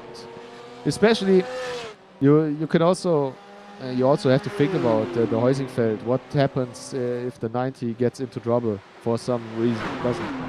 Maybe a driving error, technical difficulty, like a small thing, and he loses a little bit of time.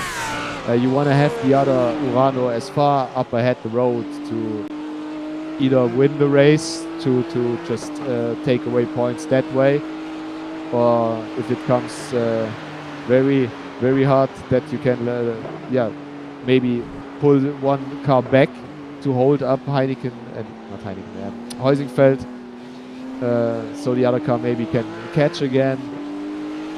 It's always an advantage if you have two cars, and Urano is playing that brilliantly today.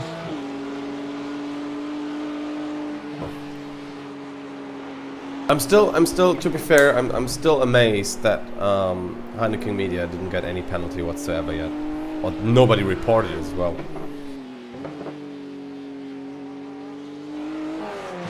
I mean, they did it last time around, so the case is shut, obviously, at least for this season. Yeah, there are gonna be some rules for next season, well, I guess. Yeah, I think there should be. I think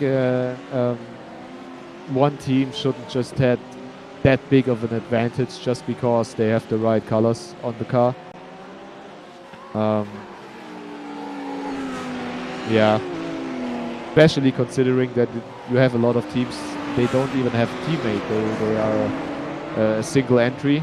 Even if they had pole position, they had no one to tell him.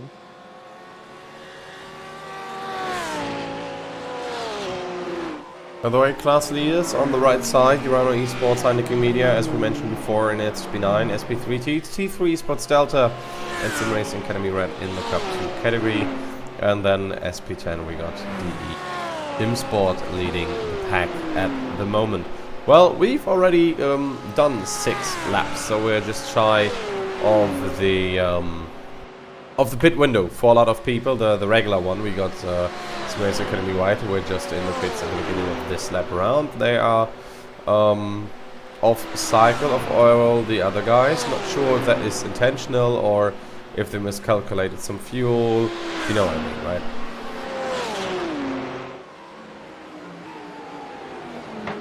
Yeah, sorry, I'm so fascinated by this brilliant fight here between Schäfer and Isaacson. Still going on for quite a few laps, and we see the T3 in front, which is the actual target of both.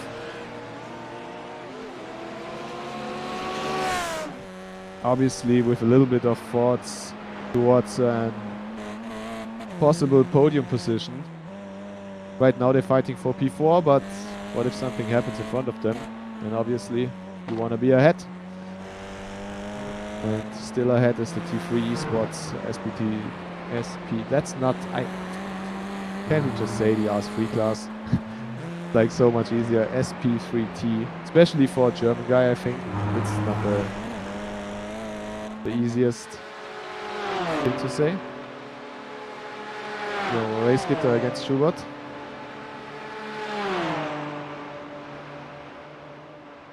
With the better solution for the Schubert team. Was that the leader in the pits? Yeah, well, I just wanted to say that was the class leader, or former class leader.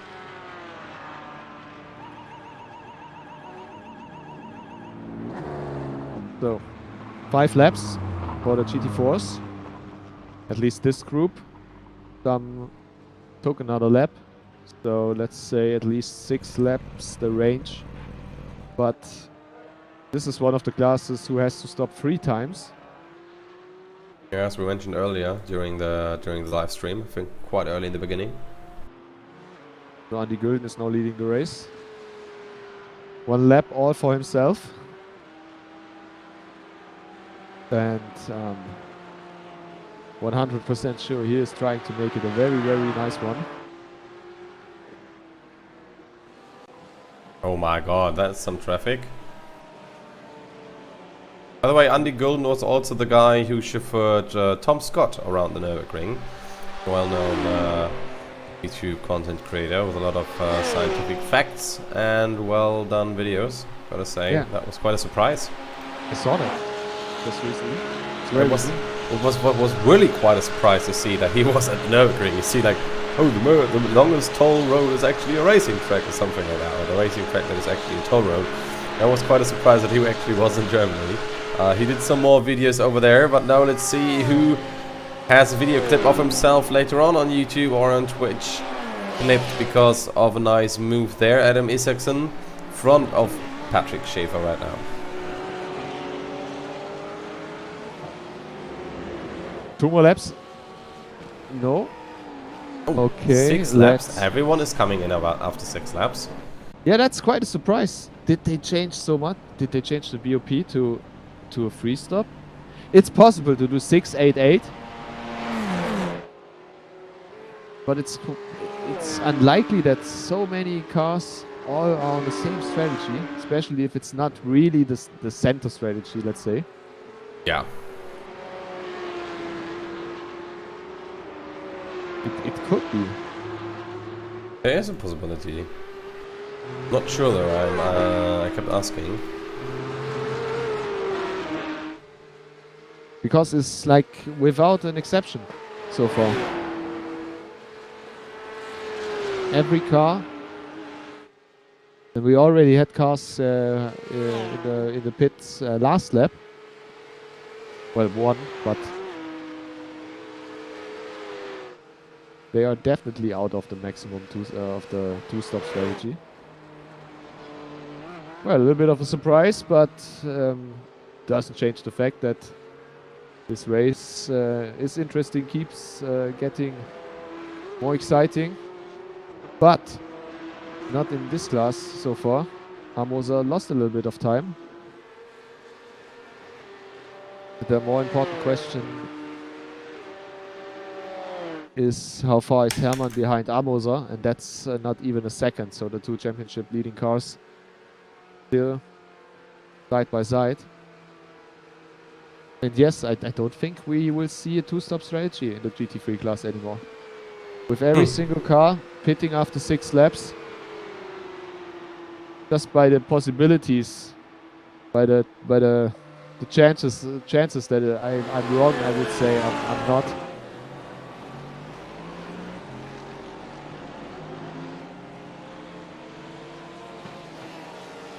Well, that's still quite interesting.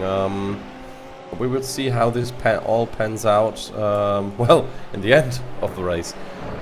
Well, first, everyone went after 6 laps from the GT3s so far. And the same thing goes for the Cups. Yup, Sim Racing Academy Red, the leaders in the pit lane. Oh, Amosa, he's going for the 7th one.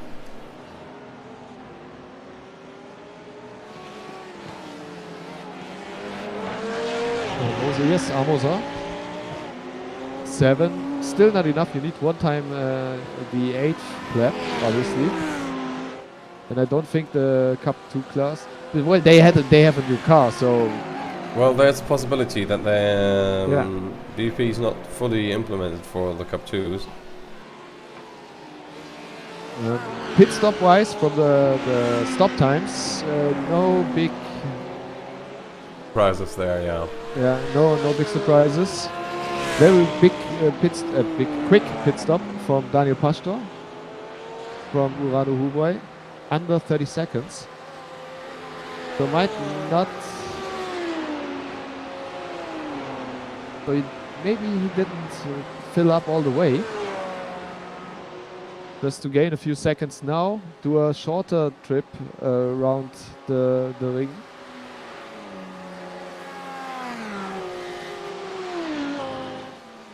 Come in a little bit earlier next time around and then go back on the regular strategy. Because if they can do 6 laps, 3 times 6 is 18, so you would have a 4-lap stint left. Maybe he does this 4 laps right now. Maybe he does like 5-5-6 for the rest of the race.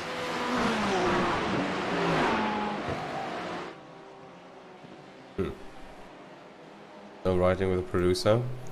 Now the gaps are so huge in the Porsche Cup. Well, the result of that, let me just finish this point. The result of that is he has now nearly 10 seconds ahead of Heusingfeld. Yeah. Which were like 2 to 3 seconds before the stop. A big time gain. Well, it was actually like the pit lane gain was just 2 seconds, but 2.5 rather.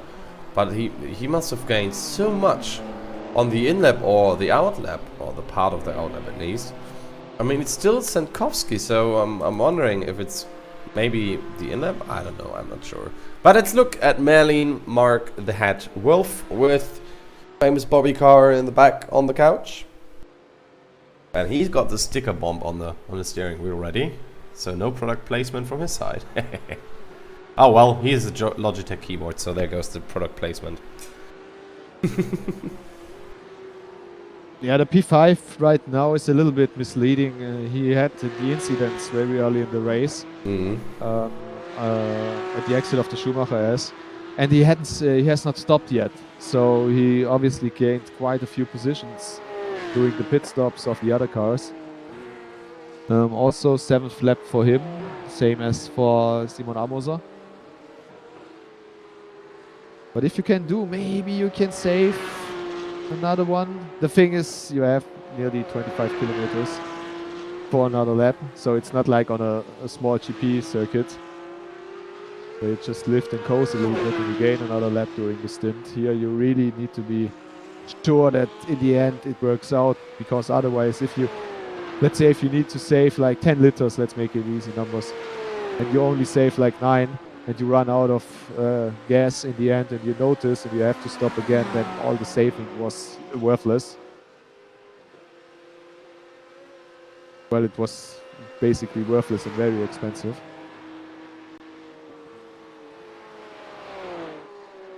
And with the new car, with the first outing today, maybe someone feels brave that they can manage.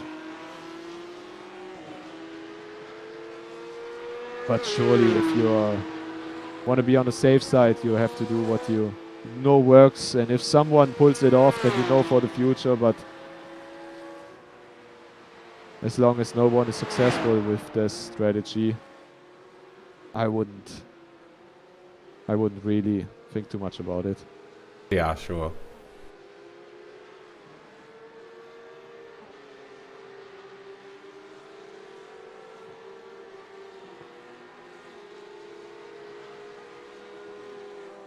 Oh, causing a collision. 388 and 9. That's interesting. So, the 9... Is it 9 or really 19? Because finding the... Oh, there it is. Pro Dyna E-Racing. Kaiser at the wheel. So, Gulden now in the pit lane. 46.8. 44 seconds of a stop. That's 6 seconds lower than the competitors around him. Yeah, so Christian Buch should be leading the race soon again. He is already. But it's interesting to know somewhere why they were 6 seconds slower than before, than the others.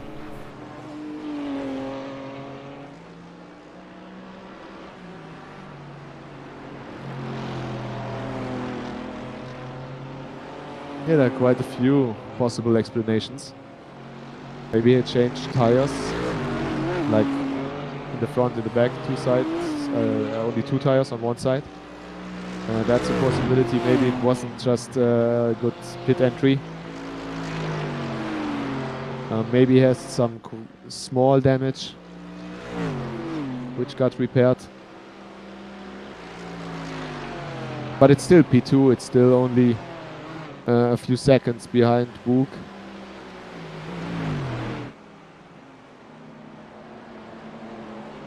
Also interesting to see the difference between Adrenalin and Schubert. They are now right behind each other with a second difference. But I'm waiting. Sorry, What I'm waiting for is what happens after the pit stop between Amoser and Aras Fabri, because they have 40 seconds of a gap from what I can see. That's gonna be interesting strategy-wise. And there we go, another try from the 55 on the Lamborghini of T3. There we go.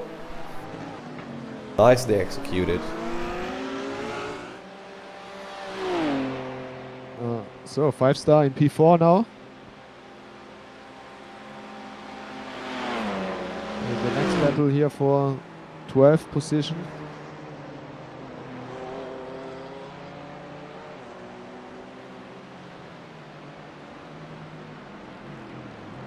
Oh, there's the Audi. Slow.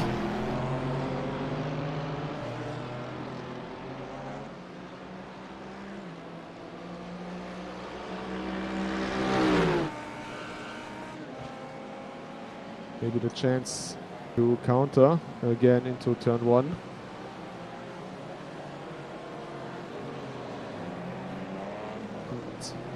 Look bad, and it looks very good actually. Grabowski against Kilian, or Team Race Gitter against iLiveries. And Grabowski with the upper hand in the end, but he had to work for it.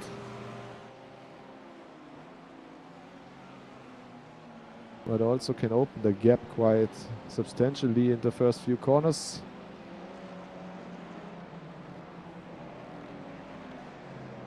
So for Grabowski, if he's looking ahead, 10 seconds to Weiss and VS Racing.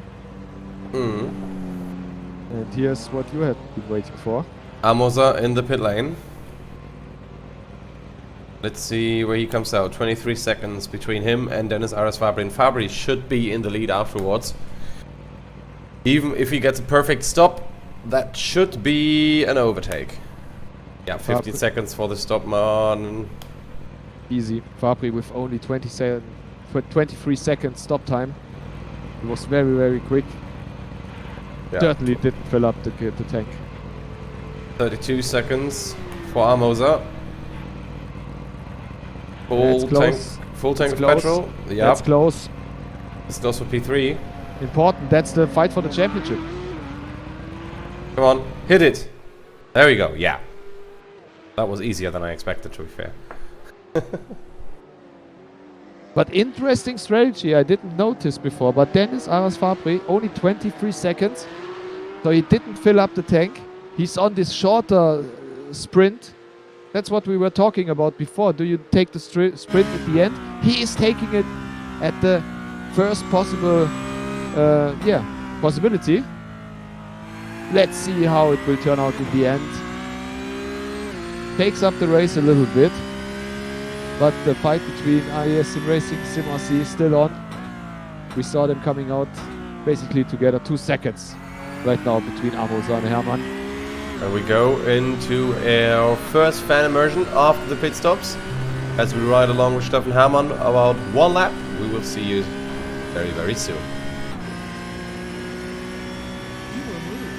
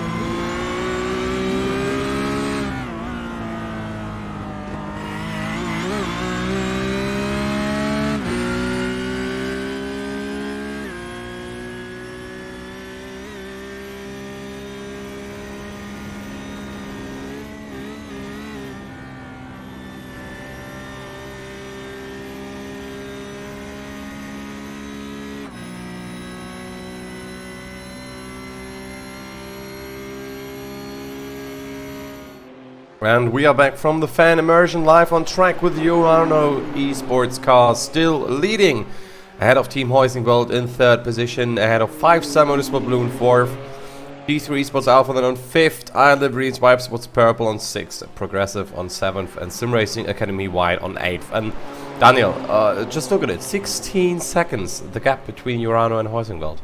Yeah, that's a little bit too much to my liking. It's you can't really explain it with the pit stops. That wasn't too bad for Team Heusingfeld. Yeah, they lost 2 to 3 seconds depending on which car of Urano you compare it to. But 16 seconds, something else must have been happened in the last minutes. It will be very difficult for them to catch that up again.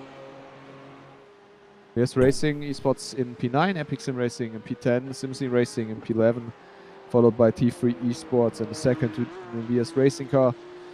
Team Race Gitter on P14, iLiveries, Y Sports Red P15, and Piranha Sim Racing in P16. And we have also a 3rd page with Artal Motorsport, German Sim Racing Purple, Adrenaline Motorsport, Sim Racing Academy Black, Raceline Sim Sports, Phoenix Racing, and Iron Vision, who, yeah, they never really started the race, so we can forget about them. No points and no glory for the 69 car.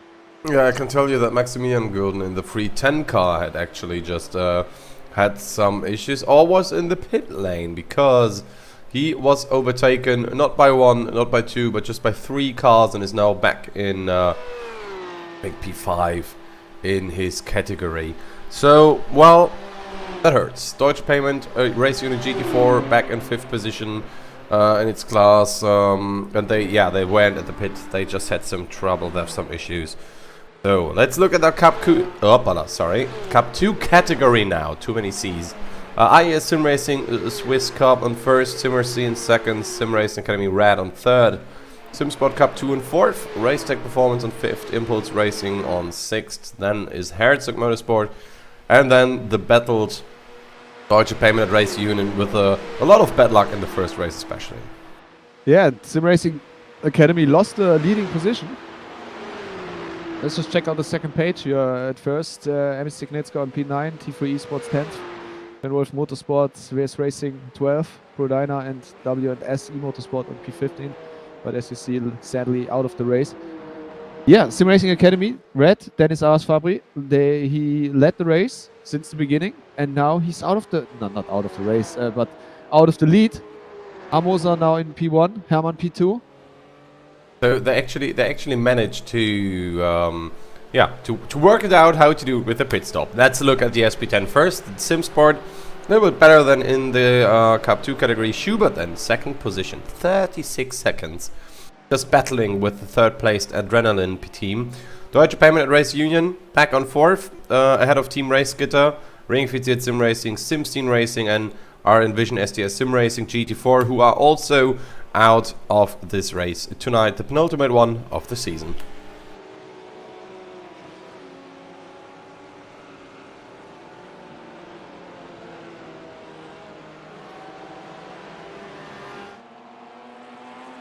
And finally, the 4th category in the race, the SP3T category. T3 Esports, after the pit stops, still in the lead in front of Team Heusingfeld for 1. Impulse Racing now in P3 again. And the second Heusingfeld already 10 seconds behind, so they lost a little bit of time. GT Temple Racing, P5, German Sim Racing Blue, VS Racing Esports, and Racetech Performance Green. Those are the cars in the category. And I want to return to Dennis Aras Fabri again, to Sim Racing Academy. Let's remember, he had the very quick stop with only 23 seconds stop time, so we are pretty sure that he didn't fill up his tank full. It must have been a slight mistake. His last lap time was an 8:39, so basically like nearly 20 seconds off the pace. Yeah, which also not only cost him his advantage during this quick pit stop time, but as we saw already, 2 positions, and even he is Yeah, he's right now behind Steffen Hermann in the CMRC Cup 2, but he has no clean air anymore. So the smaller percentage of fuel in the car, the lighter car, he can't profit from that advantage right now. The big mistake, and here he's trying to gain the position. Out in Dettinger Höhe. Doesn't look good. Unless he wants to try something ridiculous here. Next possibility would be turn 1.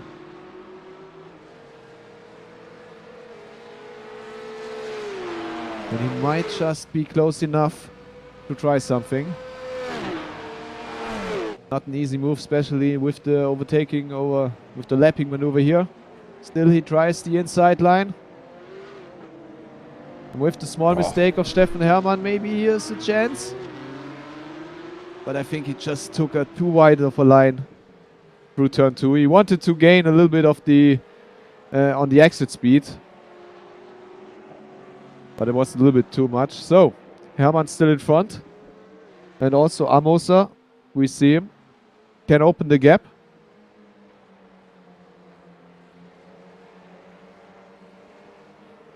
But he doesn't give up. Aras Fabri now through the Goodyear corner. And that looked a little bit too easy. But in the end here he has the position. Hermann needs to stay behind him right now. I think you can really see the little bit lighter car. Maybe just stick with him. With this speed he will also reel in Amosa again. And don't forget, the Sim Racing Academy car is not in the championship hunt. Yeah, it isn't. It really isn't, but it's gonna make stuff interesting on track though, because it's still in the hunt for medals for this race. And also, don't forget, today is the first race with the new Cup car. So it's also a little bit more prestigious than a normal round. And also could, basically, it tells you where the ja, wohin die Reise geht, würde man sagen. Yeah, what you might expect in the future.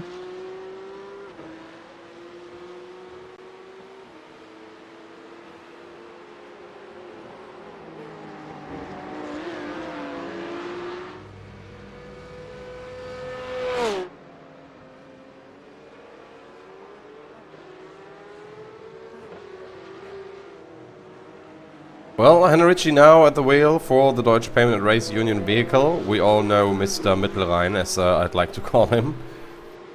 Winner of the GT500 in the real life as well. Organizer of, for example, the Sim Racing Expo in the last years, not this one though. Yeah, I think there must have been a problem with Maximilian Gülden, because he took the car from Andy, but he only was in the car for, I think, 2 or 3 laps. So the car who did lead the race at some point, now in P8. Still a strong showing. I think if they can figure out the flaws, that everything is running very well, I think they have a good speed. They showed a good speed today, especially with the 8 hours. You have them. You need them to put them on on your paper, on our favorites.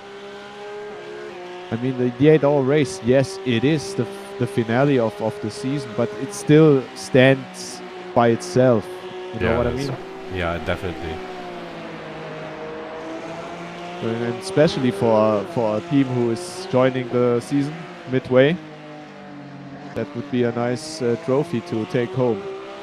And let's see. Aras Fabri has closed the gap to Amosa. Yeah, there's just no room on the Nordschleife.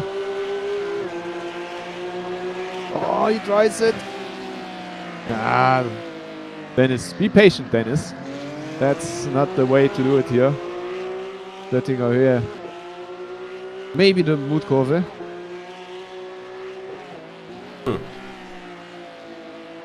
right over the bridge in Ardenau here, back into the forest. I was there a few weeks ago, and if some of you haven't, first of all, shame on you. Second of all, what I noticed is, oh, look at this! What a nice overtake there by the 292. Through the Them louder racing. left.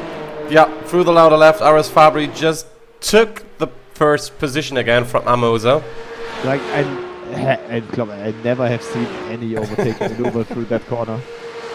Yeah, Like I don't think so. not in race speed. Man, Dennis, he wouldn't waste any second behind Simon Amosa.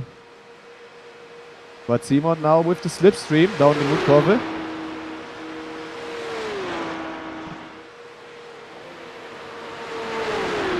Yeah, he stays behind. Yeah, it's not the fight for the championship. He knows that.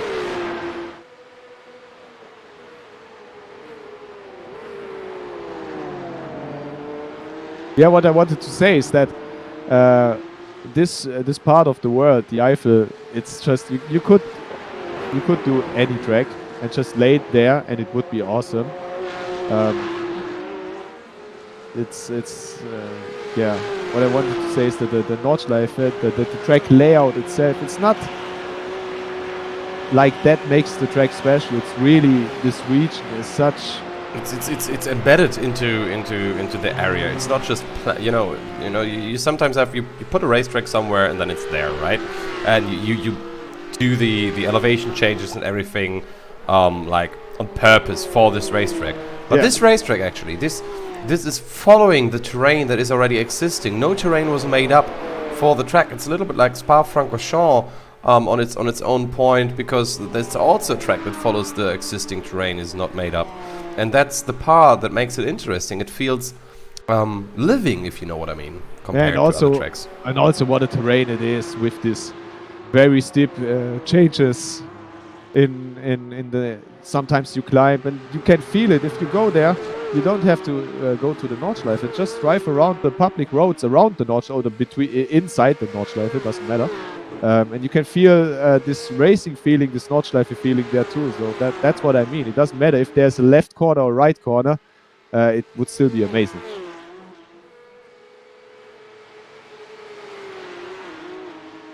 Oh, that's Jens Hartramp in big letters from that's the 222 WSE Motorsport. It's not in picture, but at least we see his name. He's currently in the German stream for the interview. Yeah. So that's the explanation for Jens in the picture. And also, if you're watching the stream, maybe have some information. You can also join us if you have information about the teams in the waiting room.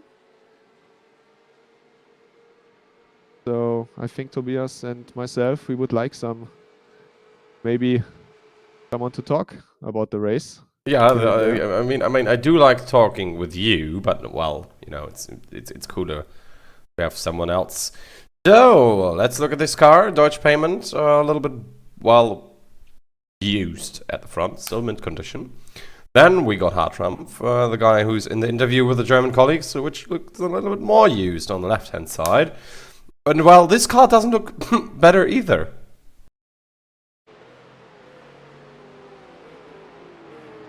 Yeah, we already saw some collisions today. And what we also are seeing right now is that Dennis Aras Fabri, he's not getting away with it. Simon Amosa. It was a strong move through the Lauda links. But in the end, couldn't open the gap. So Amosa now with the chance around the outside in turn 1. Not the easiest move. Pulls out of it, maybe to get a good exit through turn 2. But the straight here is not very long, and so I think Aras Fabri has the position safe for the moment. A little bit disappointed by Stefan Hermann, to be honest. I hoped he could capitalize a little bit more from the fight here. But still, he's 2 seconds behind, so I'm very sure he would gladly close this gap again.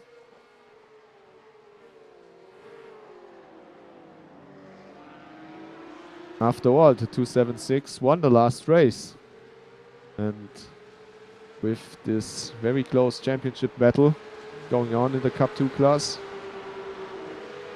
You somehow get the feeling that every second needs extra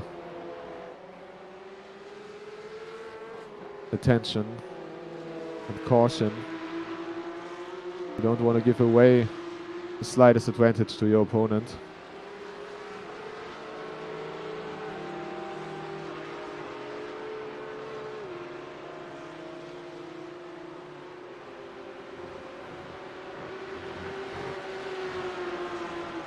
And so they go on to the next lap on the Nordschleife. Even though, it's one lap, but it's kind of 2 parts.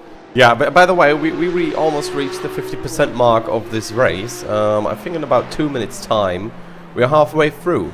And then we could recap maybe a little bit. But let's look at the fight now in the SP3T, our slowest but most fun class in my opinion. Because Dennis Neidhardt is under attack from Sven Glatzer right here. And as you can see, the slipstream is working. And I really have my fingers crossed for T3, but also for the very well designed, I would just say. The very well... Thought out livery? I thought of... No, I can't figure out my sentence, sorry. Well, we're trying German and I translate. I tried on the other way around. In P3 we have Impulse Racing very well in the race. And like I said, I'm crossing the fingers for those two teams. Heusingfeld, nothing against you, but if you win all the races, you know, you always have it with the underdog. And I would like to see another victor in the SP3T class for once. And with this performance today, both teams, T3 and Impulse, I think they already deserve to be mentioned. That maybe they were as close as never before in this season. Especially with the second Heusingfeld losing time already. They were 10 seconds, now they're 7 seconds behind. Yet still. And as I said, I would like to see another champion, another victor, another race winner. But also you have to work for it, and Sven Glatzel making him work for it right now. But through the Schwedenkreuz into Armberg, not yet the position to attack.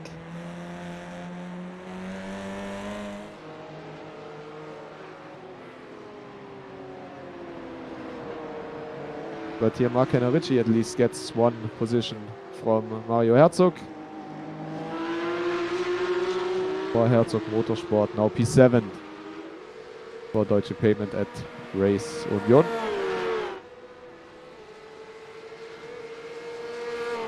The gap to the car in front is 40 seconds. So quite a long way. Meanwhile, the GT4 race getter a little bit far away from the rest of the class. What has happened there? Yeah, they lost a lot of time. Only P7 for race getter.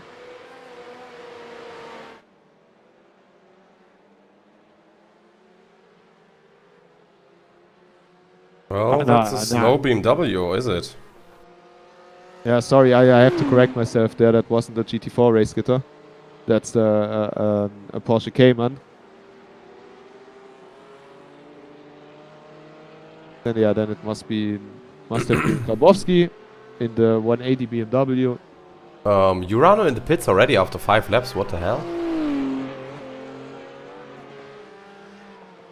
They're all coming in for 5 laps now, so that's gonna be a 3-stopper race. No, that's 3 stops. That's 6, 5, 5, 6, probably something like that. Heartbeat counter as well. But that might be stuck. Oh no, it's not. He's just as consistent as his lap times. Is awesome. But also 130 is quite high, I think. Well, no. 130 is, I think it's work. You know what I mean? Like his body is, it's like the work pulse. You know what I mean? 150 would be almost panic, full of adrenaline. But I think 130 somewhat fits about with high concentration and everything in this kind of pressure. Because you can see, I mean, of course, the cardiologic fitness plays part as well, but he doesn't look like his fitness rate is low. And also, it's getting better a little bit now. I think it was still a little bit messed up with the mistake he made or with the car being slow. But I think 120 to 130 it should be perfectly fine. It's like training, you know. You can get high as 180 if you're doing high intensive training. You know what I mean? And that's why I think 120 is a fine pulse for a race. We need that graphics for every driver. Would be very interesting. Oh yeah, heartbeat. Just send out heartbeat sensors to everyone and just put them next to the car names like this, like left to Danny Moot, you have the number, his heart rate. That would be so awesome. So, like especially in fights and in Yeah. tough situations. I mean, I've seen heart rates go up to 150 and above during starting situations, especially during the first 5 to 10 corners.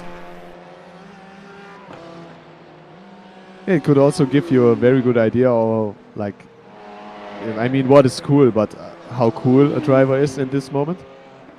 We have some drivers who are maybe a little bit more passionate about the situation. Yeah, 120, 130 I think is all fine. I was a little bit surprised by the number compared to his like body language. But yeah, you can't really see. Yeah, I can't see what he feels, how strong his force feedback is. That can also be a big part of that, obviously. That's the main input you do.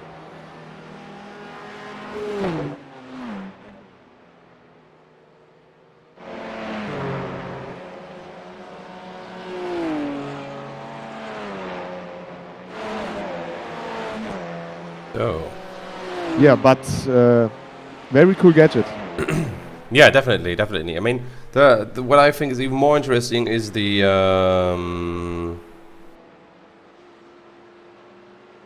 implementation. So it's actually implemented with a PC. You know what I mean? Sorry, come in. Like the integration with the pulse sensor and your computer. It shows up on stream actually. Yeah. Like you somehow have to connect it to your computer with some interface. Yeah, I mean, probably Bluetooth, I would imagine. Yeah, Would be something the like that. Yeah. Would be the easiest. I mean, there's a JSON file or a Lua file for everything. Yeah, I can't imagine that. It's basically it's a signal. You need to read it and to show the result. So can't imagine that it's a problem for some like trained programmer.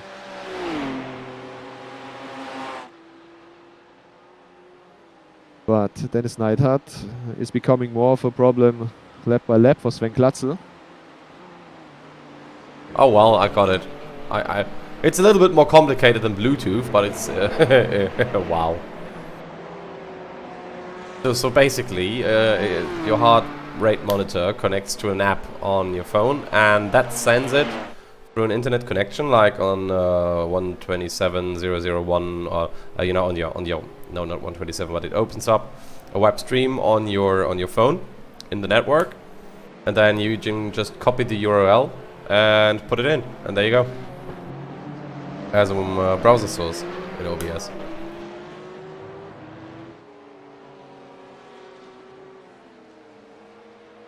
Let's just see this situation here with the Porsche coming up. Was quite worried for a moment there. It's always not the easiest situation, especially if you are fighting for the lead and then a faster car is coming from behind and you don't want to lose time. You certainly don't want to crash or damage your own car. Those are the situations where your heartbeat is rising. Yeah, but in the end, still Bluetooth. between the thingy and your cell phone. Yeah, I mean, yeah, but it's more like the classical cell phone. I mean, oh, you can even send the Apple Watch pulse rate to your computer. I mean that's more straightforward for me. Yeah, you can. But I mean, the Apple Watch. especially if you have an Apple. Yeah, the Apple Watch Mac. actually, the app costs $5 for the integration, but then you can just, it sends it from your watch, which is connected to Wi-Fi, straight to your network. And you need even a code to sign in, so nobody else can see it, I think. That's a great idea. Which is alright, yeah. Works with the Samsung Watch and VRS as well. That's cool. I need to try that later. Did we just like F up majorly here? Probably. With Gülden in P3. The thing is... Did we have just Henrici in the car? No, they are in another class. What are we? Yeah, Henrici is in the Porsche Cup, and Yeah. Maximilian Gülden is in the SP10, so that's fine. That's not us. I mean, it's same livery, same manufacturer at least, and the Porsches are all looking the same anyway. So now you know the feel. You know the feel. It's the same with Zorg Rennsport as it was in the VLN. They had like 25 cars and 25 different classes with all the same livery. It was so hard to follow. I mean, sometimes if you have a unique car, like for example the Mercedes, Yeah. the AMG, you'll see that and it's a GT3. There is no other. Well, there is an AMG GT4, but you can spot the difference quite easily because of the lacking of the body. We don't have. But the GT4 is literally, it looks like a little brother version of the GT3. Yeah. But for example, the BMWs, also the GT4 BMWs, they aren't lacking. Model. Yeah, they aren't lacking any bodywork. So if you have a car which is far away, with the frame is very big. The car. Oh my God! He even hit the wall, and I think a he big mistake. Wait, did he directly tow? Nah, I can't imagine. Where did he go? It looks like he directly towed. We should also. No, he's still there. Consider. Okay. We should also consider possibility that he has a technical difficulty. Not difficulty. Yeah. He lagged out at the same time. He lagged out at the same time, so there might be a CPU issue where his screen froze a little bit because you know, when the CPU is maxed out or freezing, that affects networking as well. Yeah, obviously, if the workload is full, nothing can be handled anymore. Yeah, that hurts. Could also be the internet connection because he's basically losing time. Yeah, but he hit the wall straight on. He hit the wall straight on. His steering is gone. It's just gone. Yeah, we didn't see. Yeah, he's still there. Berger is still there, but he's losing time, like a lot of time. And now a car which last lap was like 5 seconds slower, even though they had the same pit stop time at total. And the best lap was 4 seconds slower. That's gonna hurt Berger. That's gonna hurt. And I hope he didn't hurt his hand because I'm thinking he was driving a direct drive wheel.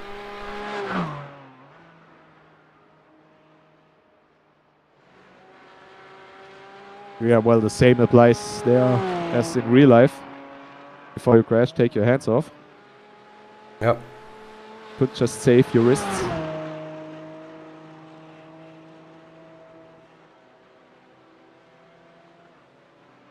I think that happens so fast. That's easier said than done. Yeah, that's why I drive with the Nyon Servolenkung. Really light force feedback settings.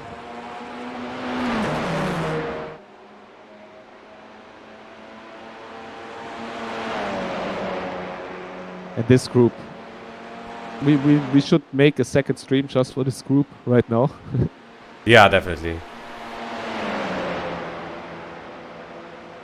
Especially now with the impulse again right under the rear wing of the Heusingfeld. Also the second Heusingfeld is catching them again. Little by little, only 4 seconds left.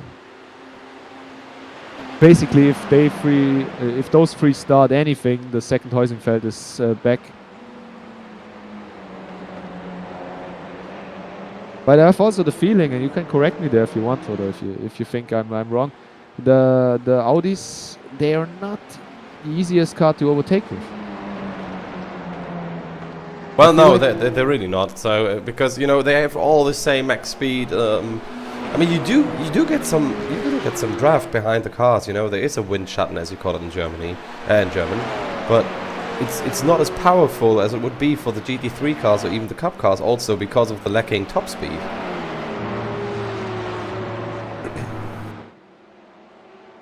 You might just have to hope for a mistake from the guy in front of you.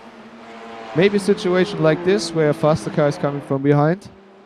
You get a nice place on the track where you can let him by, and your opponent might just have to go around the outside of a very important corner where you don't want to do that.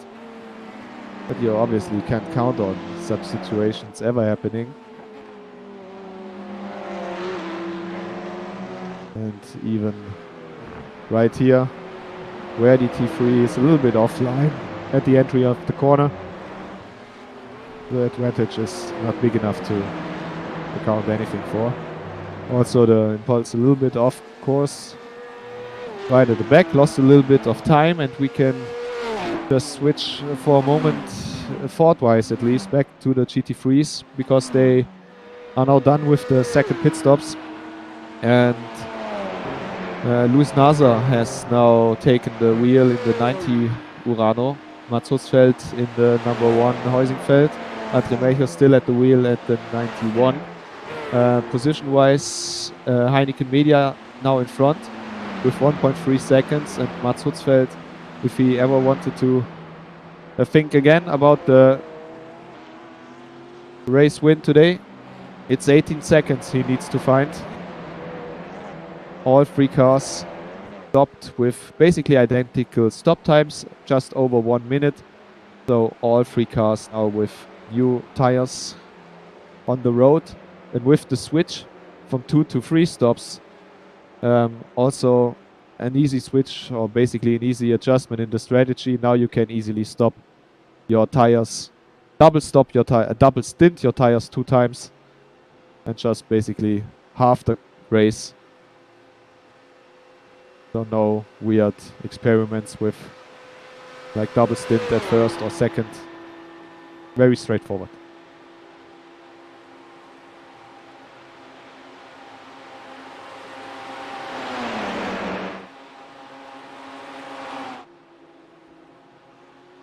And here it is, maybe the impulse. We just had a little bit more speed at the end, but wasn't enough. Surely this fight will stay with us for quite a long time. It's now obvious that the Heusingfeld 4-1, even though maybe he is a little bit faster right now, Sven Glatzel, as long as he doesn't get the position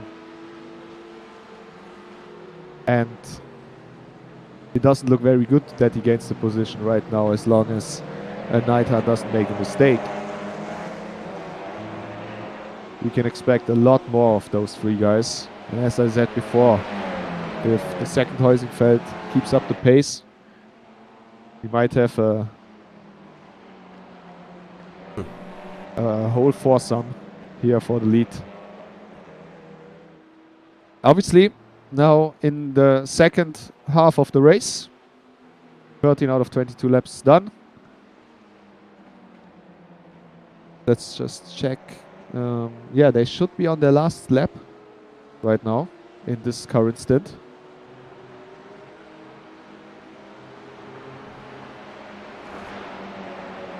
So there might be something happening soon.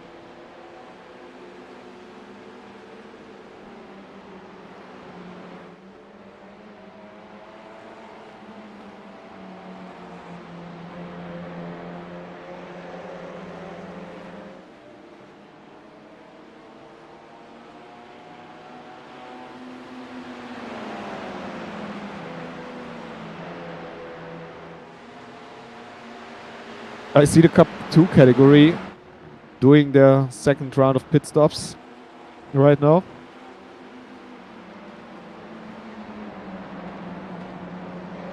We probably will have quite a few changes in positions there in the next minutes.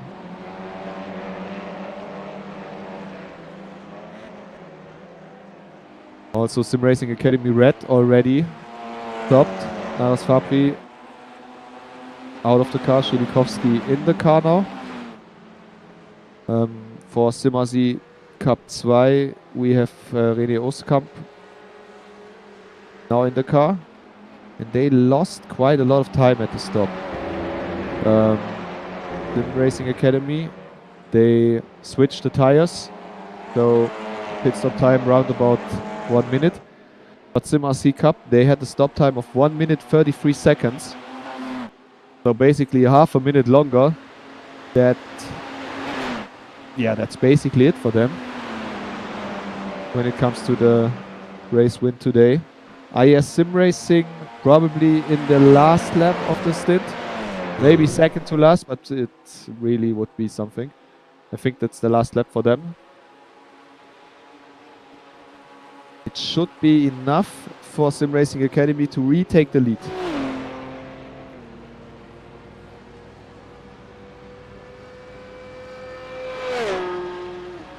Which might be happening here. Do you really think they are fighting for the lead? I think they like semi-fighting.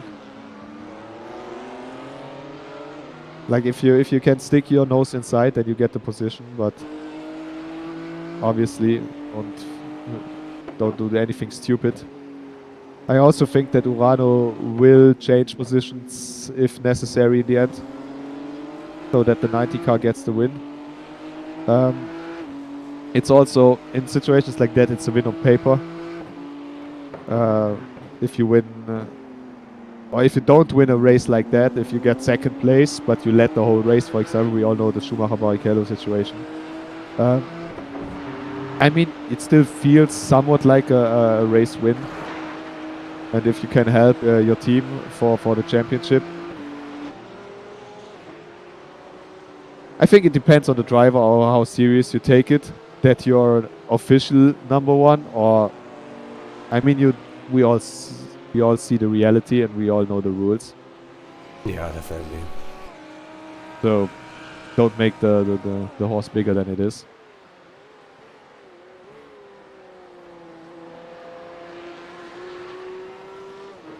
And here we see Schilikowski on a very important lap.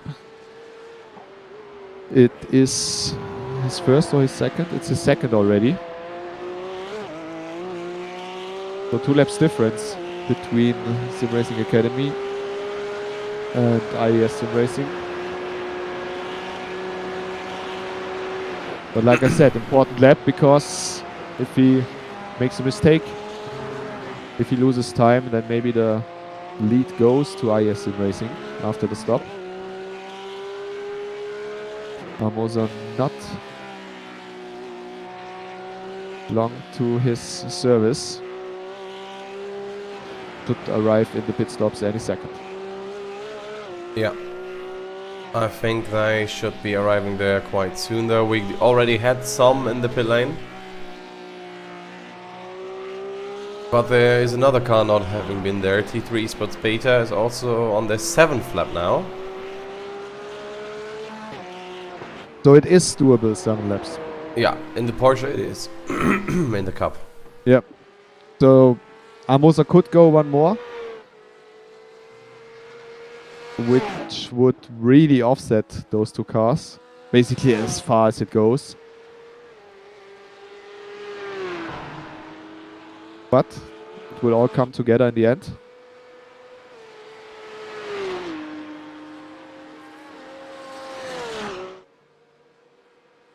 And it highly depends on the gap between the 2 cars. Amosa comes into the pit, so no more lap for him. 2 lap difference between IS Sim Racing and Sim Racing Academy.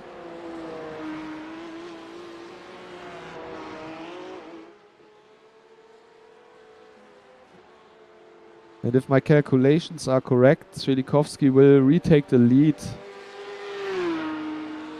like with about 5 seconds. 3 to 5 seconds. Let's see. Obviously, it depends on how quick the stop of IES is.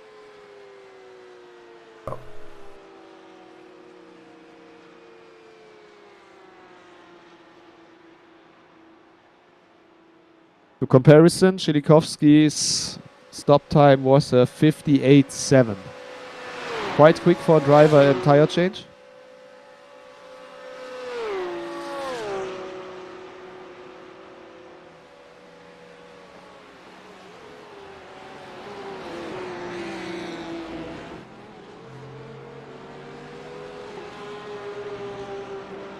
And IAS beats that 56.2, 2.5 seconds faster. It will not be enough to take come out again in the lead. It is! Oh, It is! Like I really didn't count with a 56. That's really quick. But you could have expected it, to be honest. Later stop, a little bit less fuel take. Gregor Eid took the car and the lead. And with the bad stop of SimRC, they are only 4th position right now. A big step towards the championship for IES. wow. There we go. That was obvious that would happen, in my opinion. And René Osterkamp, SimRC, they are now really under pressure. And that pressure amounts right now to 32 seconds to at least get P3 back from Impulse Racing. Which, by the way, are only 4 seconds behind Sim Racing Academy, so they really came back, but I think they are still on the second. No, they are. They have stopped 2 times, but they're already in the 6th lap of their current stint. 6th, then we are 15th, and you can do 7th. So they have a very early last stop, but they are still in the rhythm. No extra stop needed. So don't count them out too early. Haven't seen too much of them during the race, but they're still with a good shot to the podium.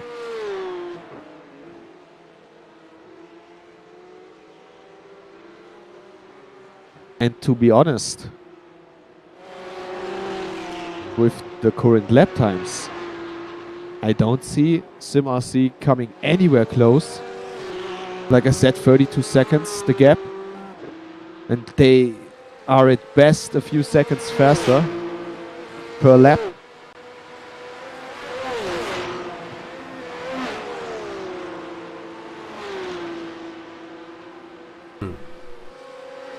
With only 8 to go now, 7.5 to go. They would have to find like 4 to 5 seconds per lap consistently. Maybe a little bit quicker of a stop. I don't see it. I don't see it. Big step for IES.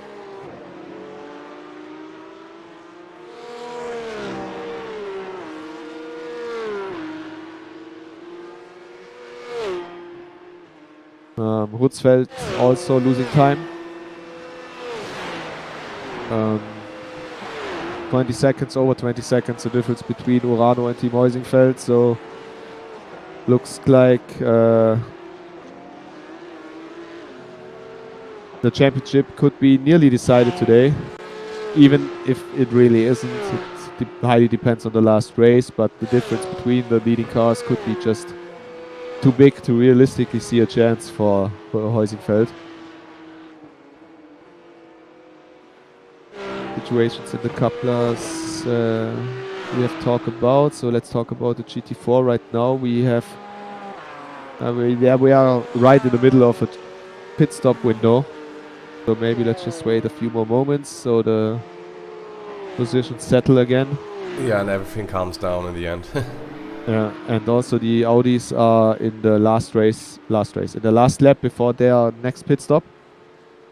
They're still very close together. Also, the second Impulse has arrived again, and already the second Impulse, the second Heusingfeld has arrived and already overtaken the Impulse Racing. So we have a 4-way battle there now. In a much simpler 2-way battle, but nonetheless we will have a look at that. Is Juan Valiente against Christopher Limbrecht. Race Tech Performance against Wolf Motorsport. However, as close as they are right now on the track, it's a little bit bigger of a difference if we look at the big picture, because Wolf Motorsport with one pit stop less, and it's basically the last lap or maybe the second to last in their current stint. It will mean they will have a very short last stint, therefore a quick last pit stop, but I think that won't be enough to fight against Race Tech. They are not really racing against each other, so to say.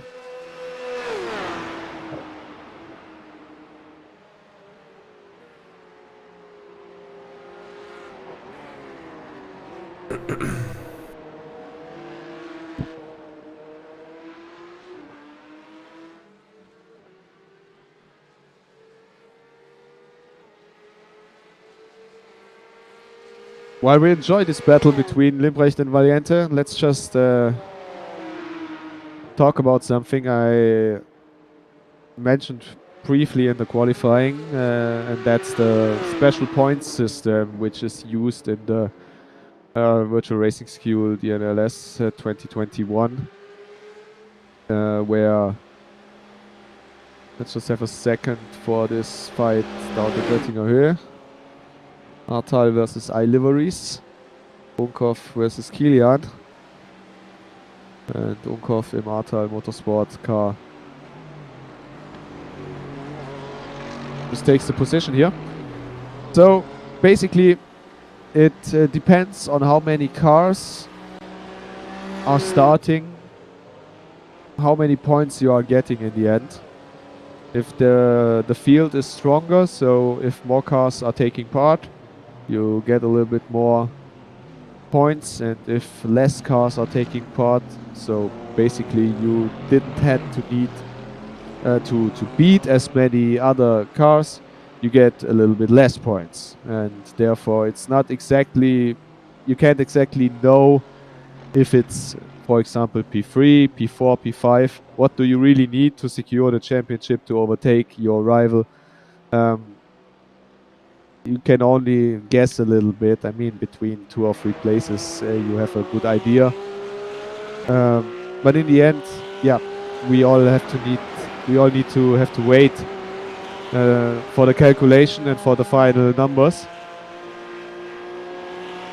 So if we talk about, for example, in the Cup 2 class, the standings were very close with 1.6 points between the top 2 cars.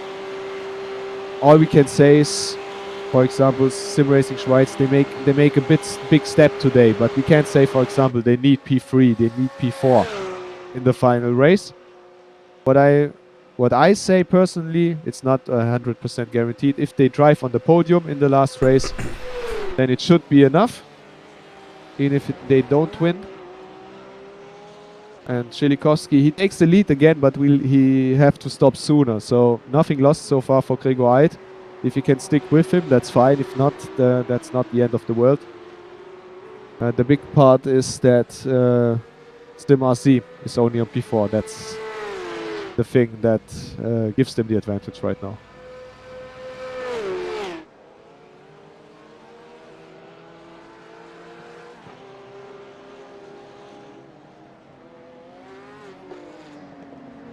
And just to have a little bit of a better idea, IES is leading the championship right now, so they are already in an advantage. They will open the gap if the result stays as it is right now.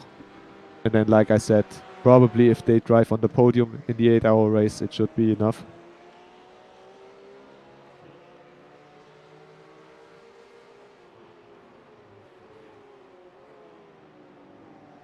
There's also the very special case that you really have an open, yeah, how do you say it in English? Gesamtklassement.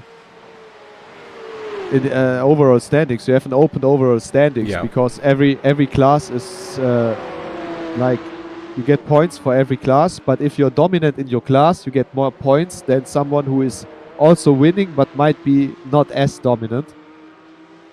So you would figure that the Heusingfelds are very big in the class. But the truth is not really. It's Urano. Well, they've been dominant the whole last season, so it's interesting to see that there are people that are even better.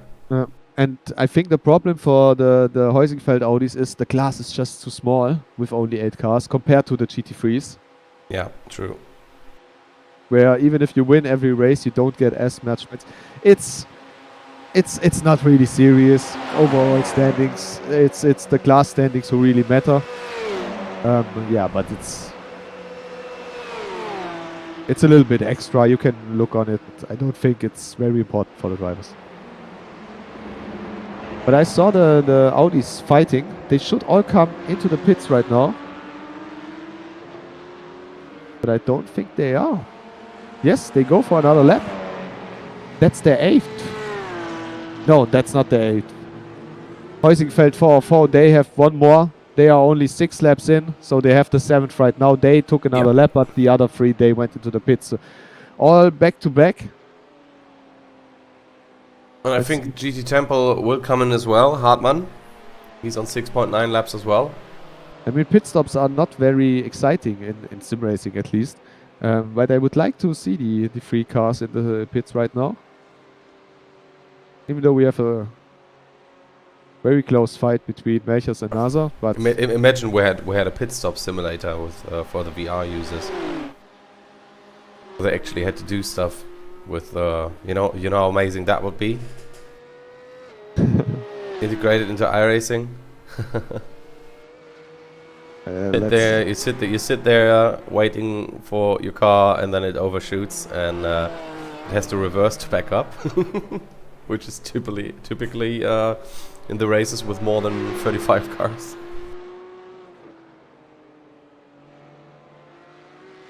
big changes in the class. We had the stops, and we have the times, and we have 2 seconds advantage for Team Heusingfeld 401, and that is enough to take the lead. Well, at least to take the lead of the guys who had stopped. So T3 only in 2nd position, Impulse in 3rd, and we will have to wait where the other Heusingfeld in a lap time takes his place. Maybe at the end, maybe at the very front. Let's see Kominji on his own for 1 lap. We also have with Siegmann, Ackermann and Magnusson the 3 other cars. And I think it's Siegmann. Yeah, they all changed. Siegmann took the car from Sven Glatzel. Oliver Ackermann took it for Neidhart. And Magnusson took it from Tim de Vries. So all 3 cars went back to their starting drivers.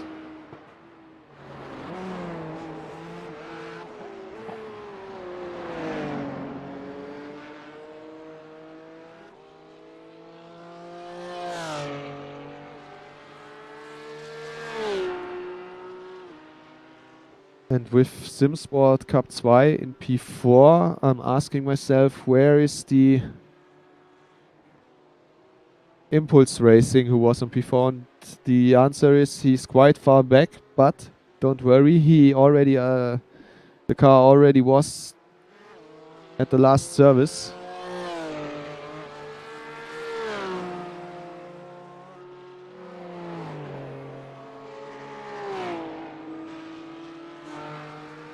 With a very quick pit stop time, 25.6.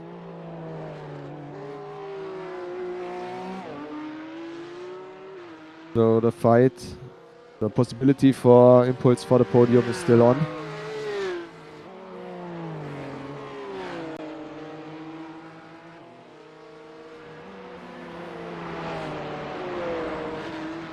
And 6.5 laps to go. The race slowly but surely develops into a predictable or more predictable situation. I think it's safe to say that Urano will probably take away the lead and the victory in the GT3 class. Team Heusingfeld's not quick enough. Mats Hutzfeld is losing more time than winning it. 24 seconds right now. There also comes the point where obviously he's not trying anymore. P4 is another 23 seconds behind him, so no real need to go very, very quickly. Cup 2 class, it will all depend on the final pit stop. Sim Racing Academy, IES Sim Racing for the victory today. And Sim RC against Impulse for P3, which will also lead us to a more or less decided situation in the championship. It won't be as much decided as the GT3, but like I said, big step today for IES, especially if they can win the race against Sim Racing Academy. But even if they can't, that's a good step in the right direction. So let's look at the GT4 class. I pushed them back before because they were inside their pit stop window. First of all, out of the 8 cars in the class, we sadly had to say goodbye to 3 of them: SimC Racing, Team Race Gitter and Team R Envision. So only 5 cars left. Ringifiziert. They are in P5 and with no real chance to come back again to the other 4. The other 4 are in the following order right now: Schubert Motorsport in front of Adrenalin, E-Motorsport, then Deutsche Payment, and then the eSim Sport, the car we don't see right now. That's the Porsche Cup car, the sister car with Christian Bug. They also led the race for most of the time. So how come that they are only 4th right now? They already took their last stop, so without the pit stop should be Christian Bug. It should be the Sim Sport in the lead of the GT3 class. Still Schubert in front of Adrenalin. Those are the 2 cars who are fighting for the championship. And with Schubert leading the championship and being ahead at the race right now, it's also another step for them towards the championship. The difference between those 2 cars was already a little bit bigger with nearly 7 points. So if this result stays more or less like that, Schubert should be good enough to basically like finish top 5, maybe top 7 in the 8-hour race. So very, very good position for them. And also let's check up the Audis, the RS3s. Like I said, Team Heusingfeld 4-4, they still have to pit. So I would just say let's wait for them and let's see how they stack up afterwards. What I can say for the moment is that Siegmann in the other Heusingfeld is really opening the gap. Now 6 seconds to Impulse Racing, and I think that was also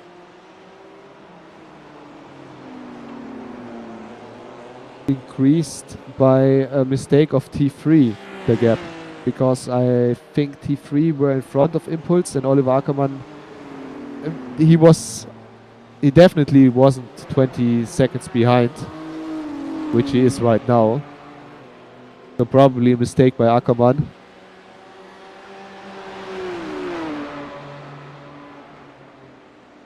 That means if Kubinji and the 4-4 is quick enough, it could very well lead to another Heusingfeld 1-2 today.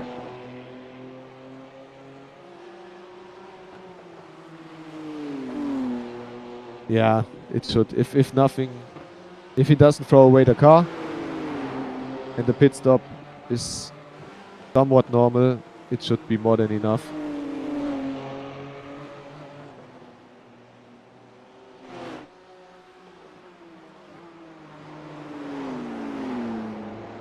So two classes, with a very dominant team, GT3 and the Orano guys, especially today, mostly over the year, but as it looks like it, also today, the Team Heusingfeld in the SP3T category.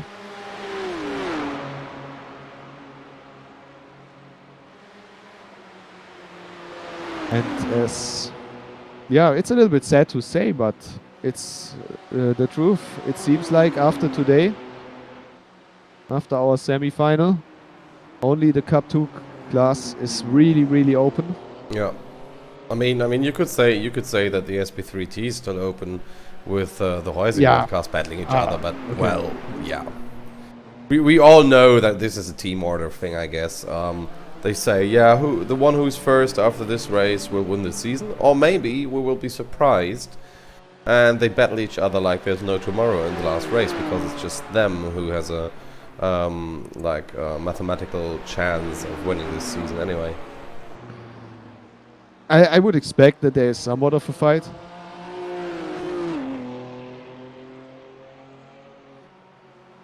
But also the thing is, the team itself, it was so dominant that the primary goal of winning the championship is already checked, and the secondary goal of becoming second is already checked.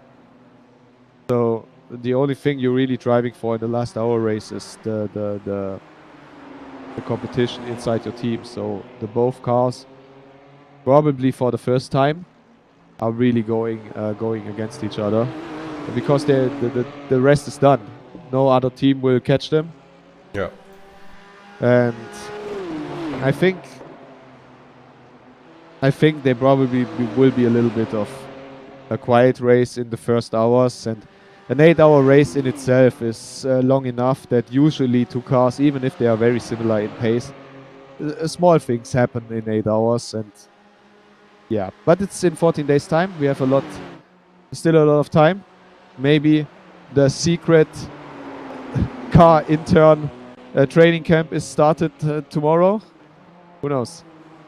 We know for sure, though, that there will be one more pit. So the question is, if you were Urano, when would you take it? Would you take it the latest possible? Would you go a 7th lap just if it's possible, just because you can, so you don't have to fuel as much?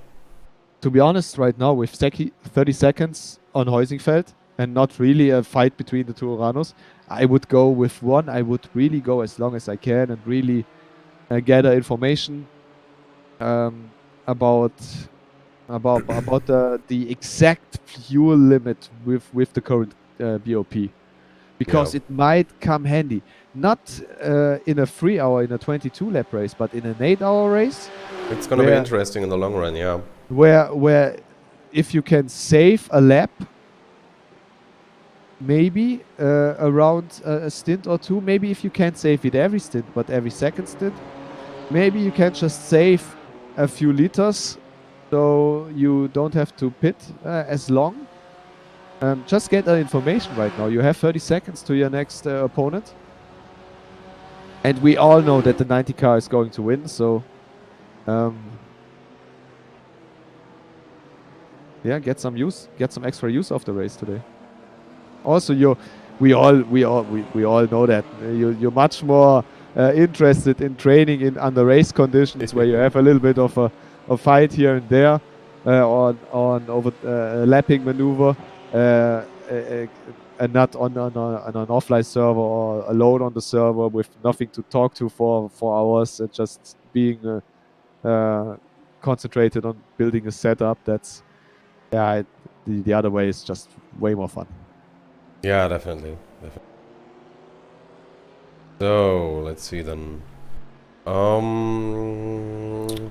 Well, half a lap till they got the 6 full Urano. I don't think, they don't have to do 7 laps. They could do 6 laps and then fill up for another full fuel, so you have a lap on top of it. You can push a little bit more, just try to get some more lap times in. I mean, the Heineken Media car last lap round was 1 full second faster than the Heusingfeld Porsche. So the thing is, Heusingfeld maybe has gone too much risk with the Porsche instead of keeping the Mercedes. Do you think that's the case over the whole season? Instead of keeping the Mercedes, just taking the Porsche, who might be a little bit underpowered? It definitely was the... From that point onward, Urano was the dominant team. That's obvious. And it was a risk. It didn't pay out. Yeah, I think hindsight is 2020, as you say, but I also know that Heusingfeld wasn't really, they weren't satisfied with the car. It wasn't very difficult to drive, they said, and the Porsche apparently is a lot easier to control. Mm-hmm. The thing is, things like that can mislead you into choosing the slower car, and it seems like this has happened here. But we don't know what the future will bring. It could be only one BOP change away, and the Porsche is the car to be in. Mm-hmm. Yeah, but we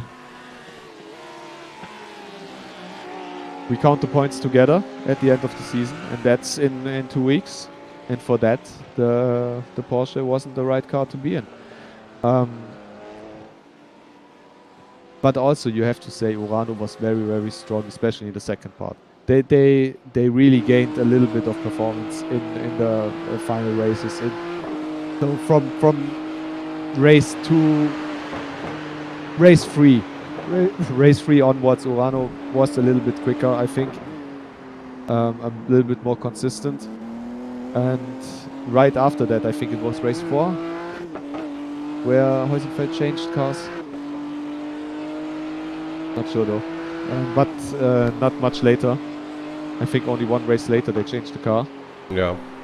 And from then onwards, they were always close, but never ahead. They were always second.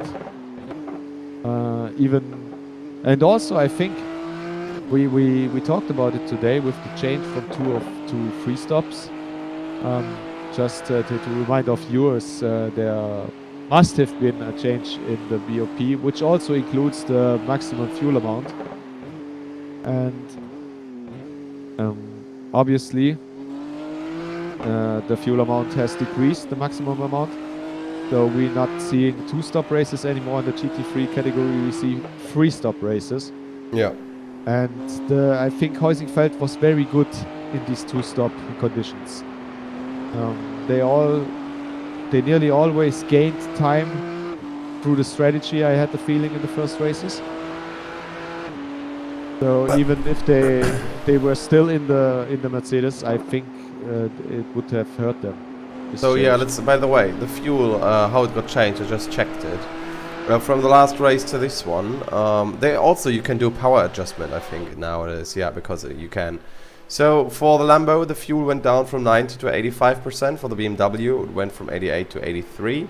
For the Mercedes, from 90 to 83, and for the Porsche, from 90 to 84. So there's your extra pit stop. Let's quickly go ahead for this. The BMW got 20 kilos now instead of 16. The Porsche still has 10. But let's go to the pit lane then with Urano Esports. Even the Porsche Cup has only 82% fuel and 95% power. The Audi obviously keeps 100%. Porsche Cayman and BMW M4, they race with 78 and 75% fuel respectively. So that's interesting as well.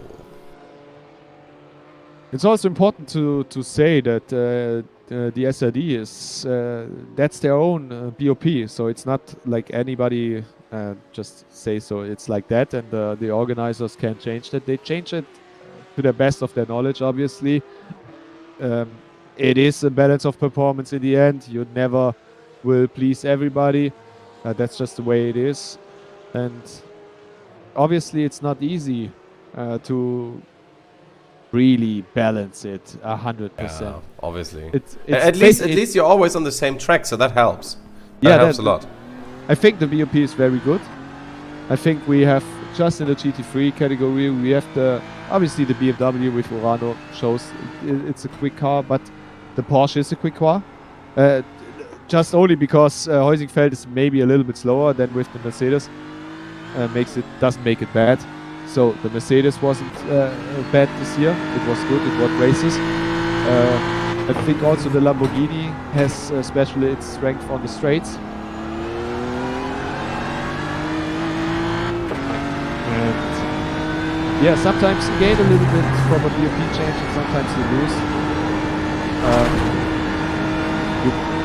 I think you made your choice when you chose to drive a multi-car race. If you don't want something like this, drive the Cup cars. And this excursion in multi-class or multi-cars, we sent you into our last fan immersion for today with André Melchers and Giovanni Esports.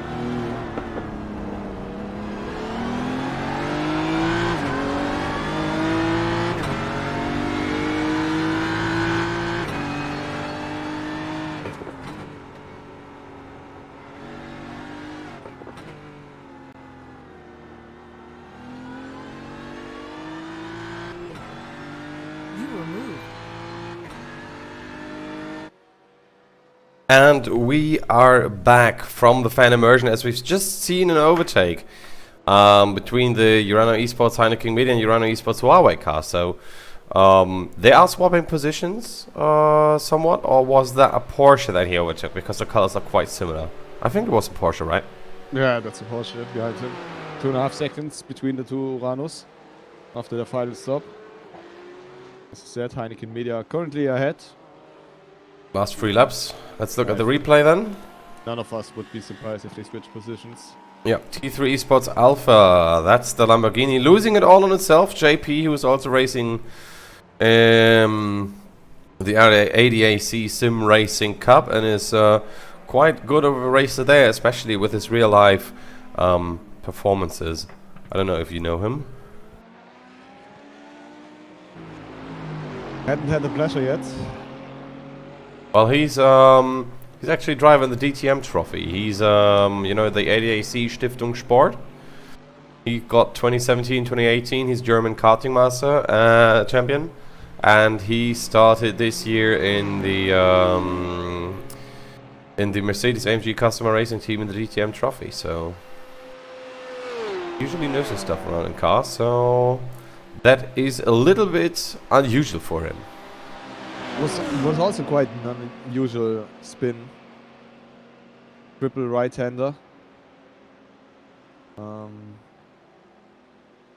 And quite late, high speed.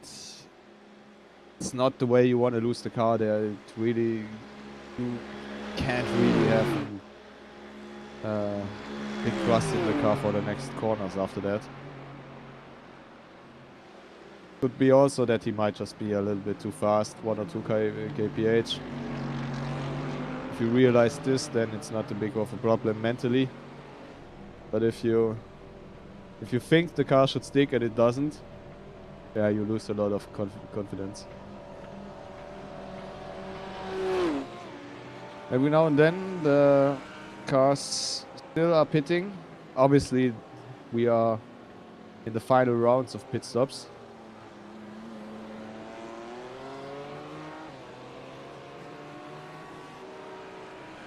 Yeah, let's see who comes in for last dash. You got some Mercedes and a BMW in there now, as they have their 5th lap.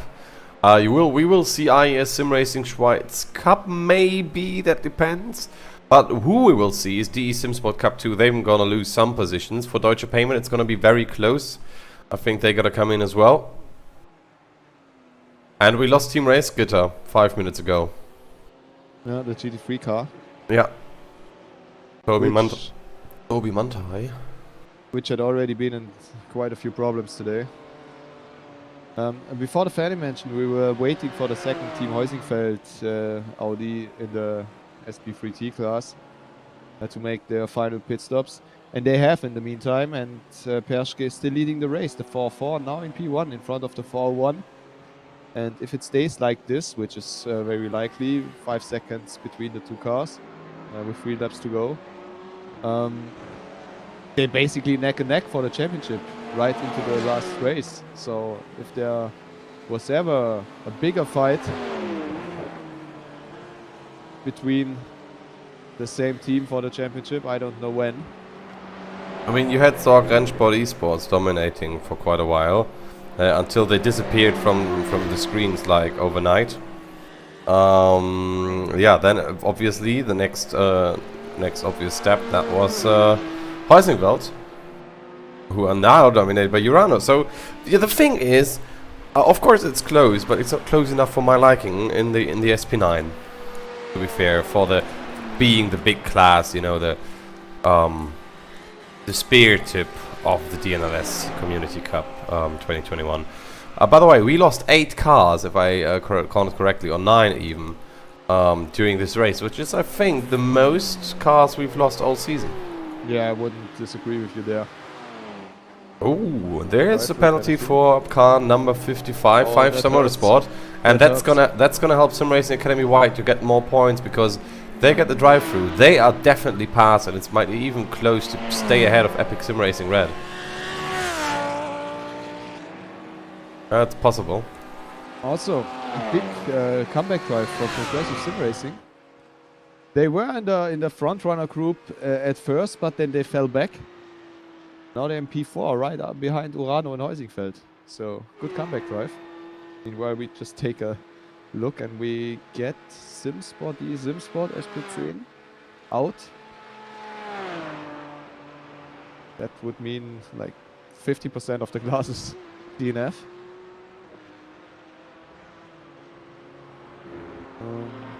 Just checking if I can confirm that.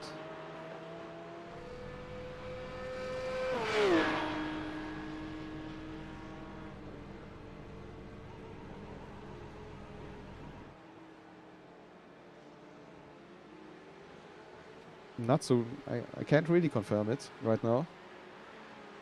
But I also can't deny it. Data is inconclusive at that moment, but doesn't look good. Usually there isn't such a mistake in the graphics. Yeah, I think.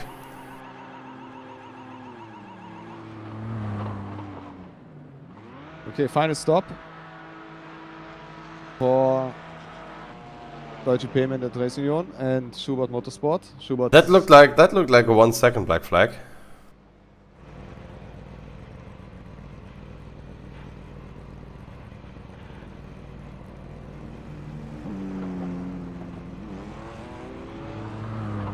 So where will Schubert come out in comparison to Adrenalin? Difference is not that big, but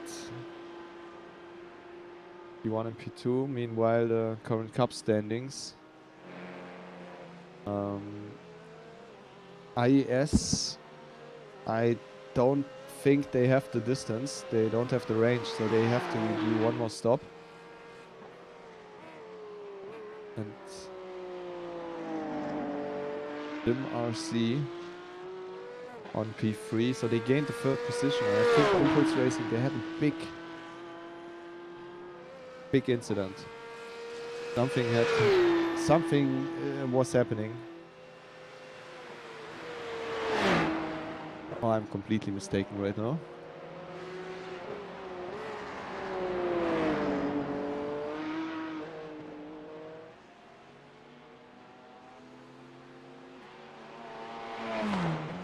But I'm pretty sure we had a third car in between SimRC and the others. Yep.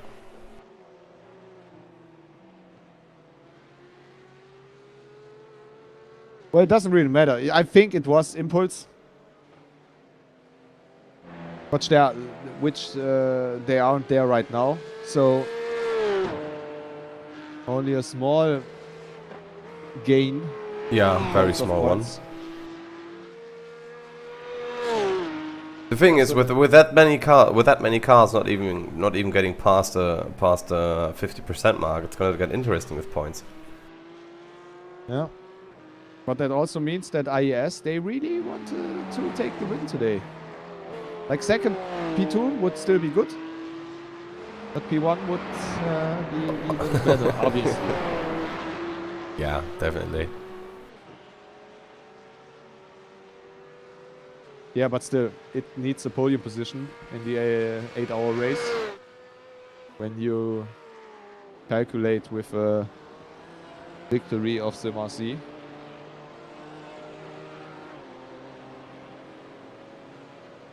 That's the current standings. Pretty close between 5-star and Sim Racing Academy, but 5-star with the drive-through will lose this position.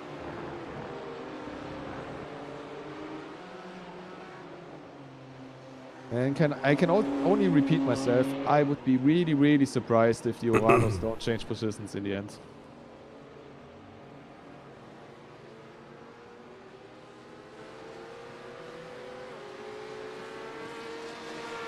I mean, yeah. I mean, for the title fight, it would make sense. To be fair.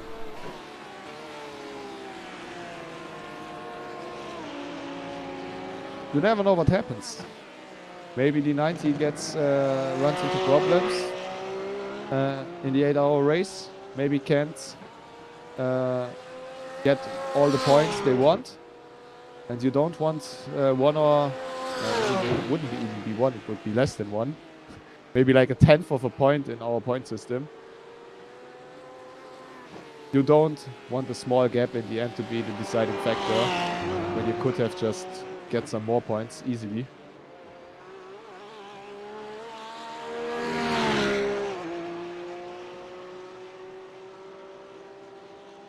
And yet Heusingfeld,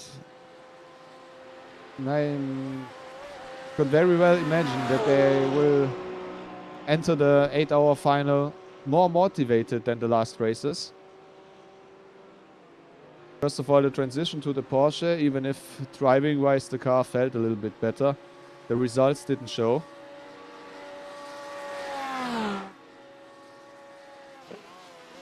And with the strength of Urano, usually then it's also the case that your hopes for the championship are getting smaller and smaller.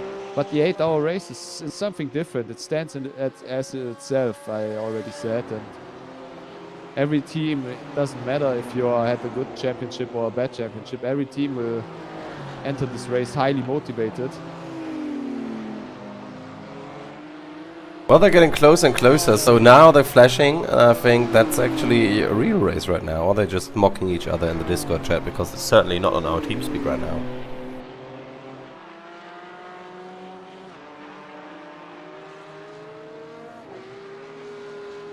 I mean, one of the things you can do when you are racing each other, but when you race your teammates, so you're like half racing, what I said earlier, you can always use the flashlights just to gain a little bit of an entry into your opponent's head.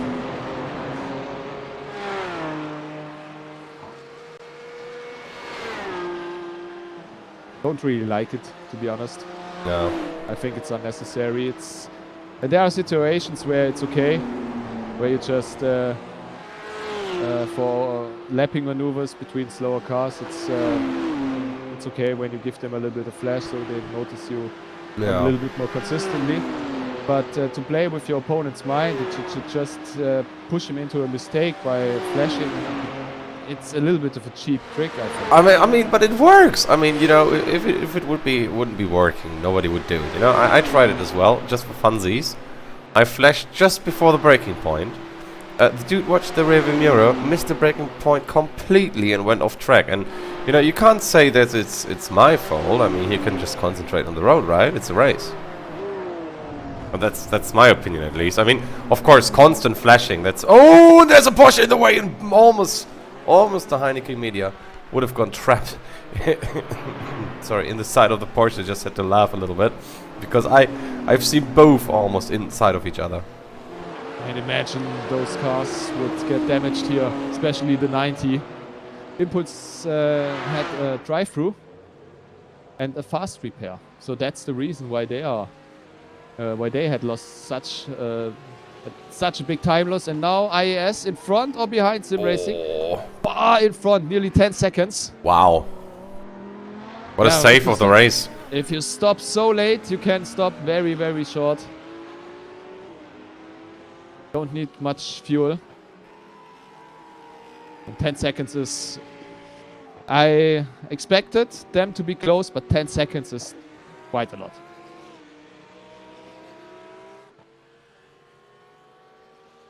Didn't expect that.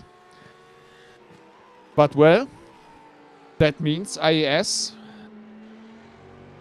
could and should at this point finish 2 places ahead of Sim RC, which would put them like round about 2 points apart from each other. And that's, yeah, I think so. P5, P4, P5 as a target. And with the speed and the performance IAS has shown this year,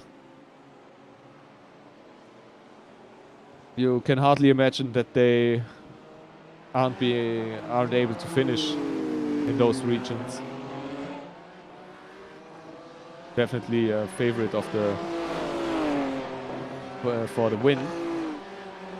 So P5 should be more than doable. Yeah, that's what I think. That's definitely what I think.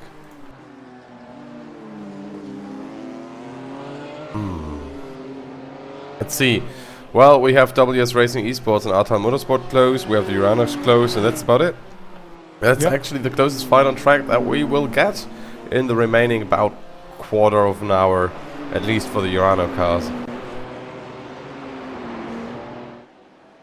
But I think it was still quite satisfying, the race, as a viewer. A lot of competition. A big fights for the championship. Even though it is only the second to last race. Let's say, yeah, 2.5 classes seem to be decided. Yet, nice race in the Cup 2 class. Those 10 seconds, we didn't saw them coming. The advantage of IES in the end. Also, the GT4s, they were spectacularly for all the wrong reasons. With now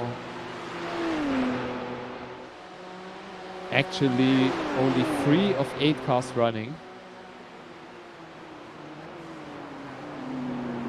And one of them is a guest starter, basically late entry. With the 310 of Deutsche Payment Advice Union. Hubert will make a big step. But the category which made the most fun for me today was definitely the SP3Ts. Nice battles between Impulse T3 and Heusingfeld. And while in the end Heusingfeld looked like the winner again, with the 404 leading the race, gaining a few points, the two Heusingfeld cars will basically go back to back or head to head in the last race, and we can hopefully enjoy then a brilliant fight between those two cars, because every other position is basically decided. So they can really go at each other. Yeah, but I think these two guys, they might be exhausted a little bit. You know, after 3 hours, I mean, 3 hours is not long in terms of endurance racing, which is more popular in sim racing than it is in the real world due to the lack of costs. You know what I mean? Yeah. So the thing is, endurance racing is far more prominent in sim racing, which was kind of odd for me when I first started out with hardcore sim racing, because, you know, usually most races were an hour or 40 minutes, and now 40 minutes feel like 10 minutes felt back then. You know what I mean? Like, if it's not a 6-hour race, or like it doesn't, or at least 4 hours, it's not really endurance. So, I mean, you can drive this with 2 drivers easily. I mean, you could do the same with 4 hours, but with the cost thing is mostly the reason for the whole thing, and of course not only the cost but the logistics from a technical standpoint as well. I think the reason why sim racers like longer races is, last but not least, you take your time for your hobby. And I think you want to get something back. Yeah. And I mean, it's the same thing with oh, there goes the attack. There goes the attack. Look at it. left, right. It will be the outside for the left king, but we see that work already today. This time it might just not be enough. It is. Nice overtaking maneuver by Unkov. Just picks up another place from Noises, and that might not be just it. Artillerie Motorsport 10 right behind him.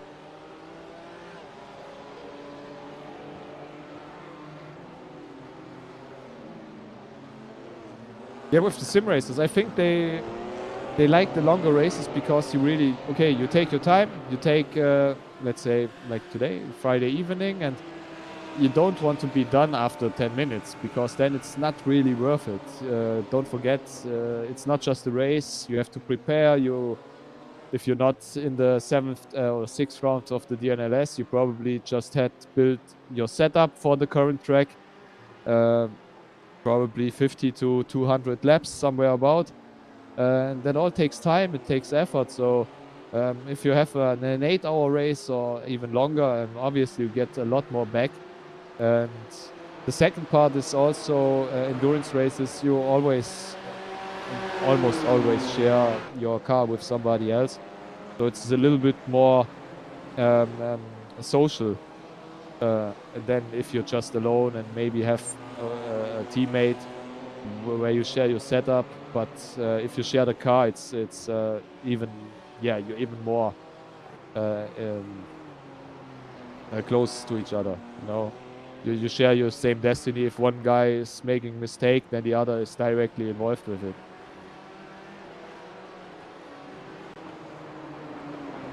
So, last time around for Arta Motorsport and WS Sim Racing, Racing Esports. Last time on the Nordschleife.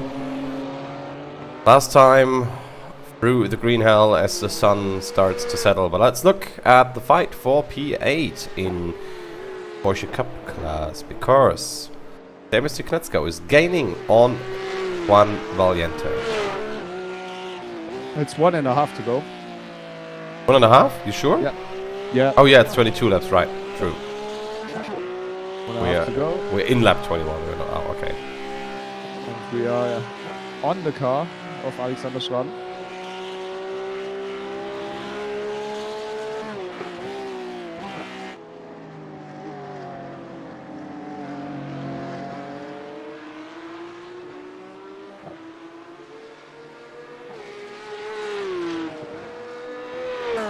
Currently right around 2 seconds behind Juan Valiente.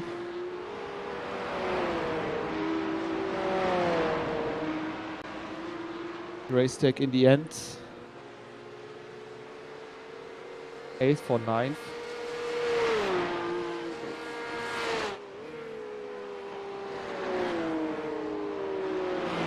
One penalty point for the number 169 Simscene Racing GT3.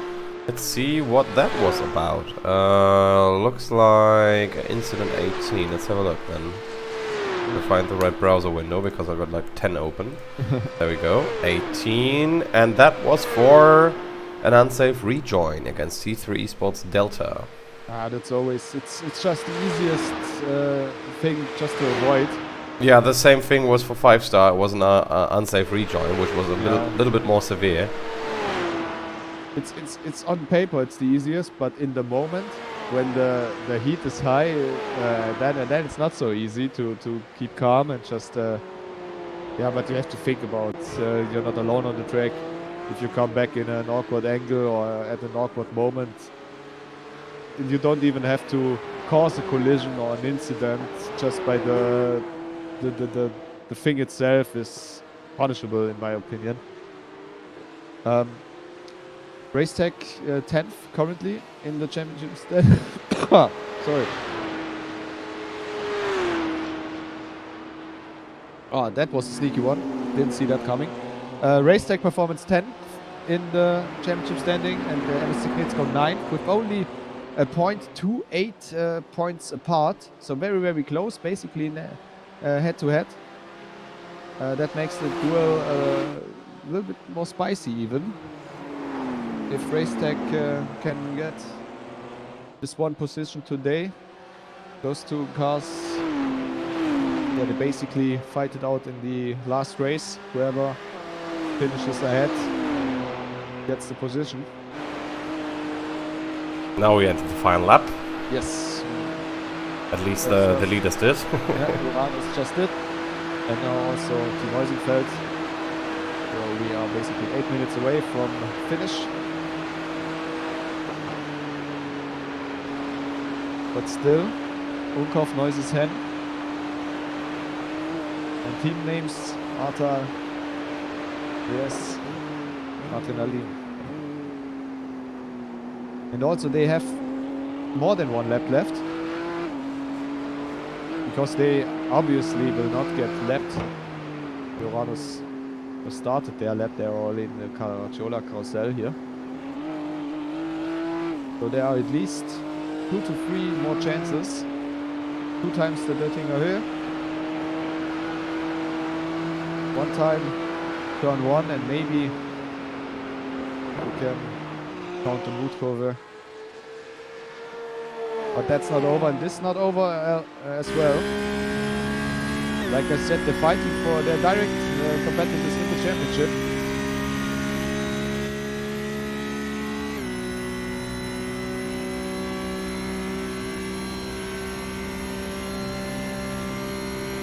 Probably not close enough this time around. There's one lap to go.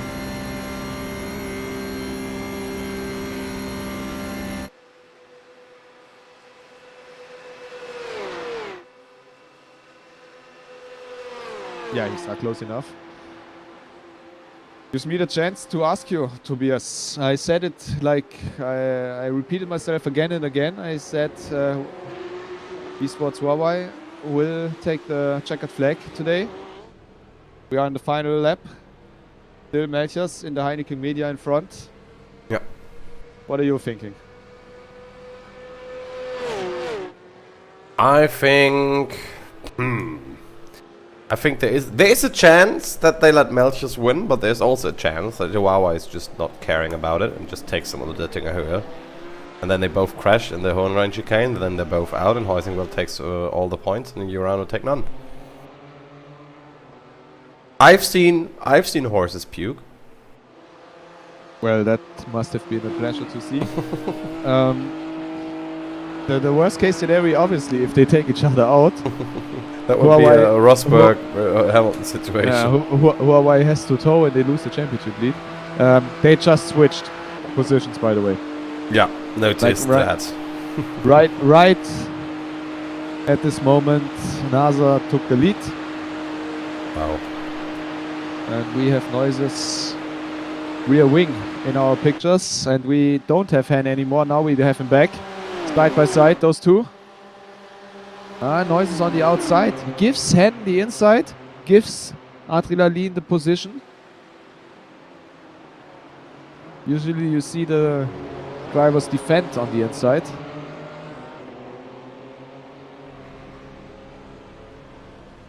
And Han also with a good run out of the Hohenrhein chicane.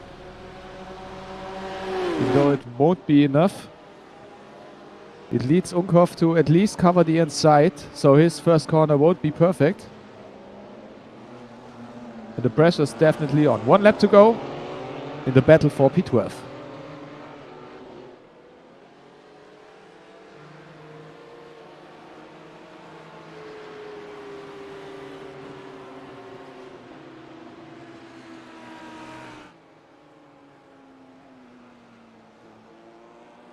So, do you think WS Racing Esports will make an approach, because they're losing a little bit of time each and every corner? Just a little hint, but you know, with 75 corners being ahead of them, there's a great chance they're going to lose a lot more time if they can't stay in the draft.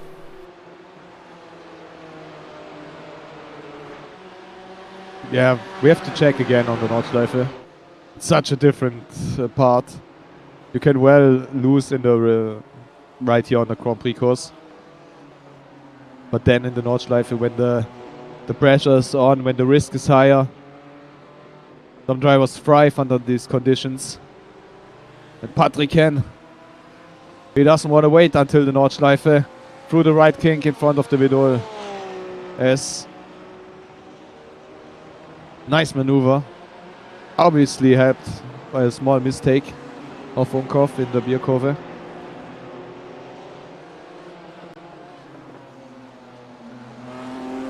Also now in the chat we get told by Dennis Aras Fabri, so by just have a look at the replay first. Let's go versus Race Tag. We saw the duel before and that doesn't. Well, that looks strange. Oh. Completely locked up. Yeah, that's a weird one. Don't think I see anything like this season yet. Yeah, so Race Tech should have the position pretty safe now. Seeing it again on the YouTube replay.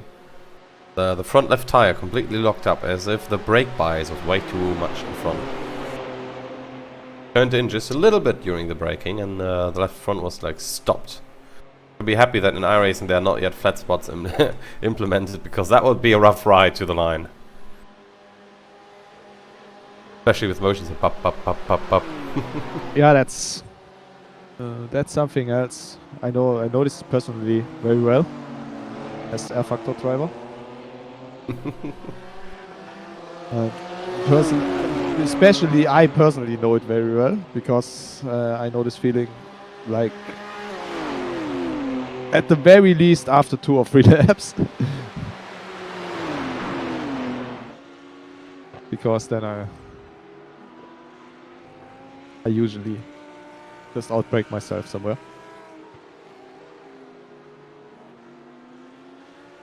Yeah, but have a look here. Doesn't matter, Artal, VS Racing. They're sticking with Adrenalin. They're sticking with Patrick Henn.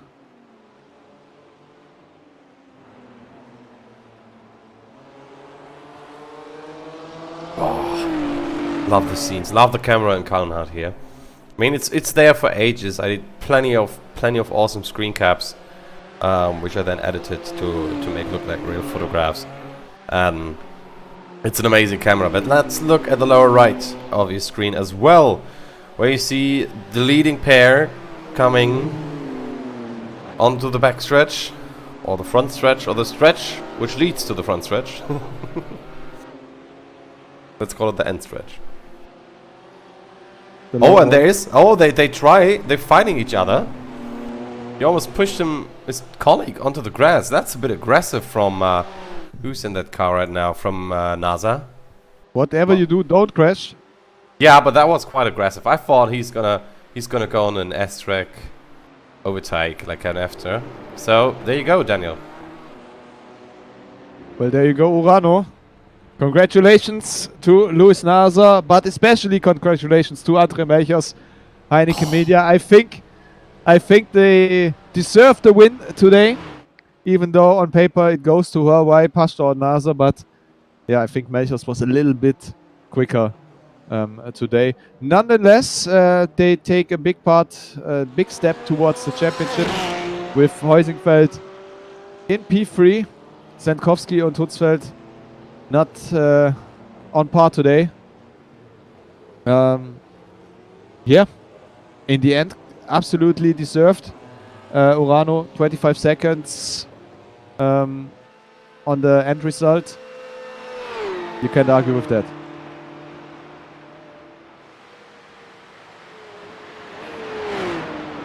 Fifth position will go to Deutsche Payment and Race Union, and the victory in the GT4 class goes to Schubert Motorsport.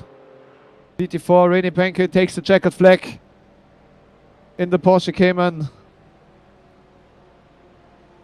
Big step towards the championship for them as well.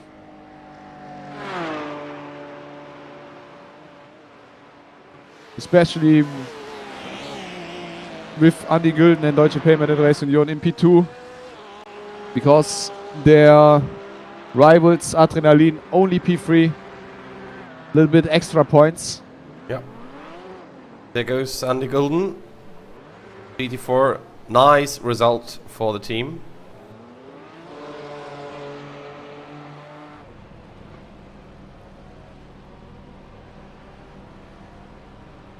High liveries and... Well, let's see who's furthest away from the line. That should be WS Racing Esports, or even DE Simsport SP10. Or are they finally close to the line? All of them. Yeah, we still have some in Kalnhardt. So it will take. Still will take a few moments. Meanwhile, the next cars in the GT3 class, we see the Wolf Cup Porsche. What a nice race, and what a nice timing with the weather as well. Thanks to the organizers. Lovely finish with the sunset. Yeah, the next really important cars who are going to finish are the leading Cup class cars. And they will finish basically at the same time as the leading SP3T cars. They will come very close at the end. But this will take about 3 more minutes, I think.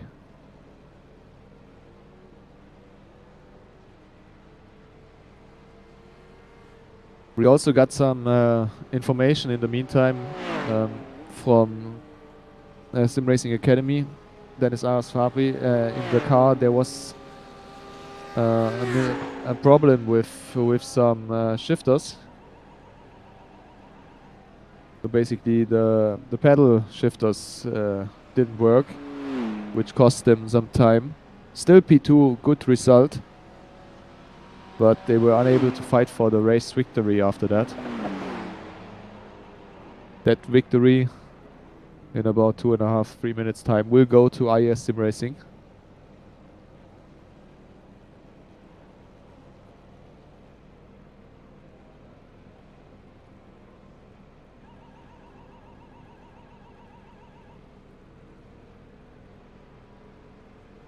Both the leading cars, Cup 2 and SB3T, are now arriving at the Brünnchen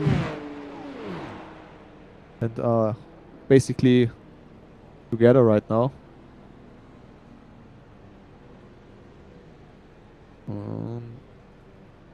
Let's see if we have 4.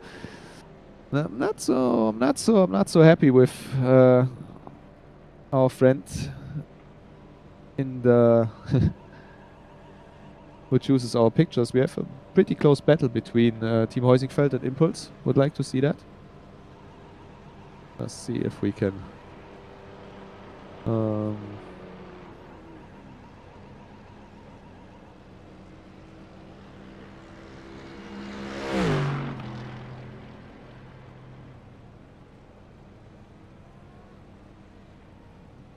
push him a little bit into the right direction. In the meantime, I give you a little bit of a radio show. Yeah, it reminds you of, you know, a radio show limited when they do the 24-hour race in Dubai and stuff. There we have him. So Cup 2 is basically decided 6 seconds between P1 and P2. But here, last podium position.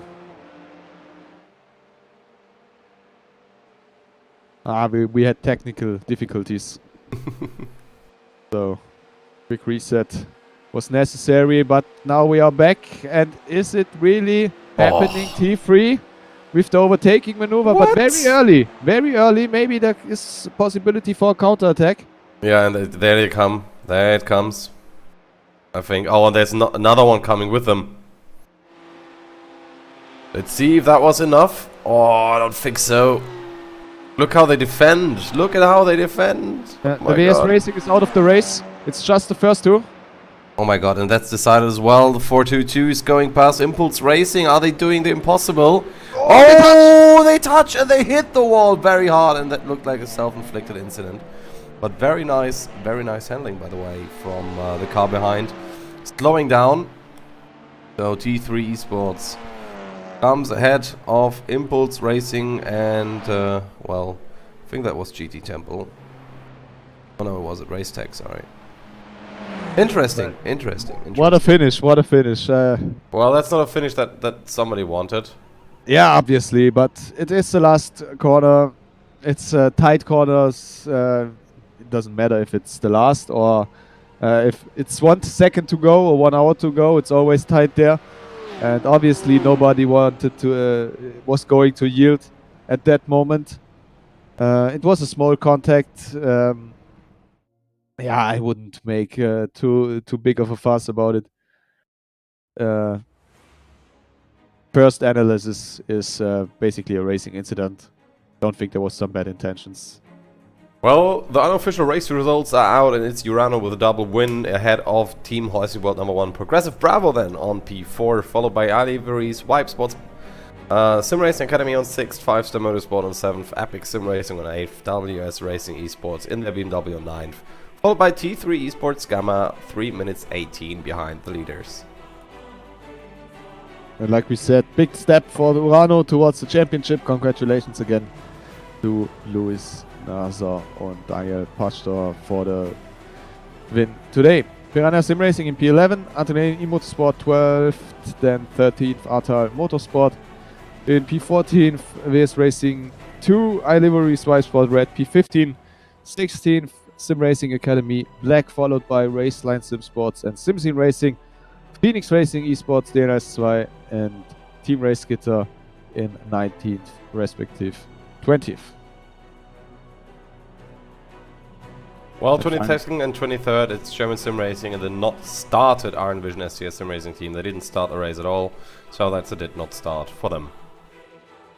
Yeah, we wish them all the best, that they can fix the problems for the next race, but I think they... What were their problems? They couldn't be fixed easily, I think. Or something that happened.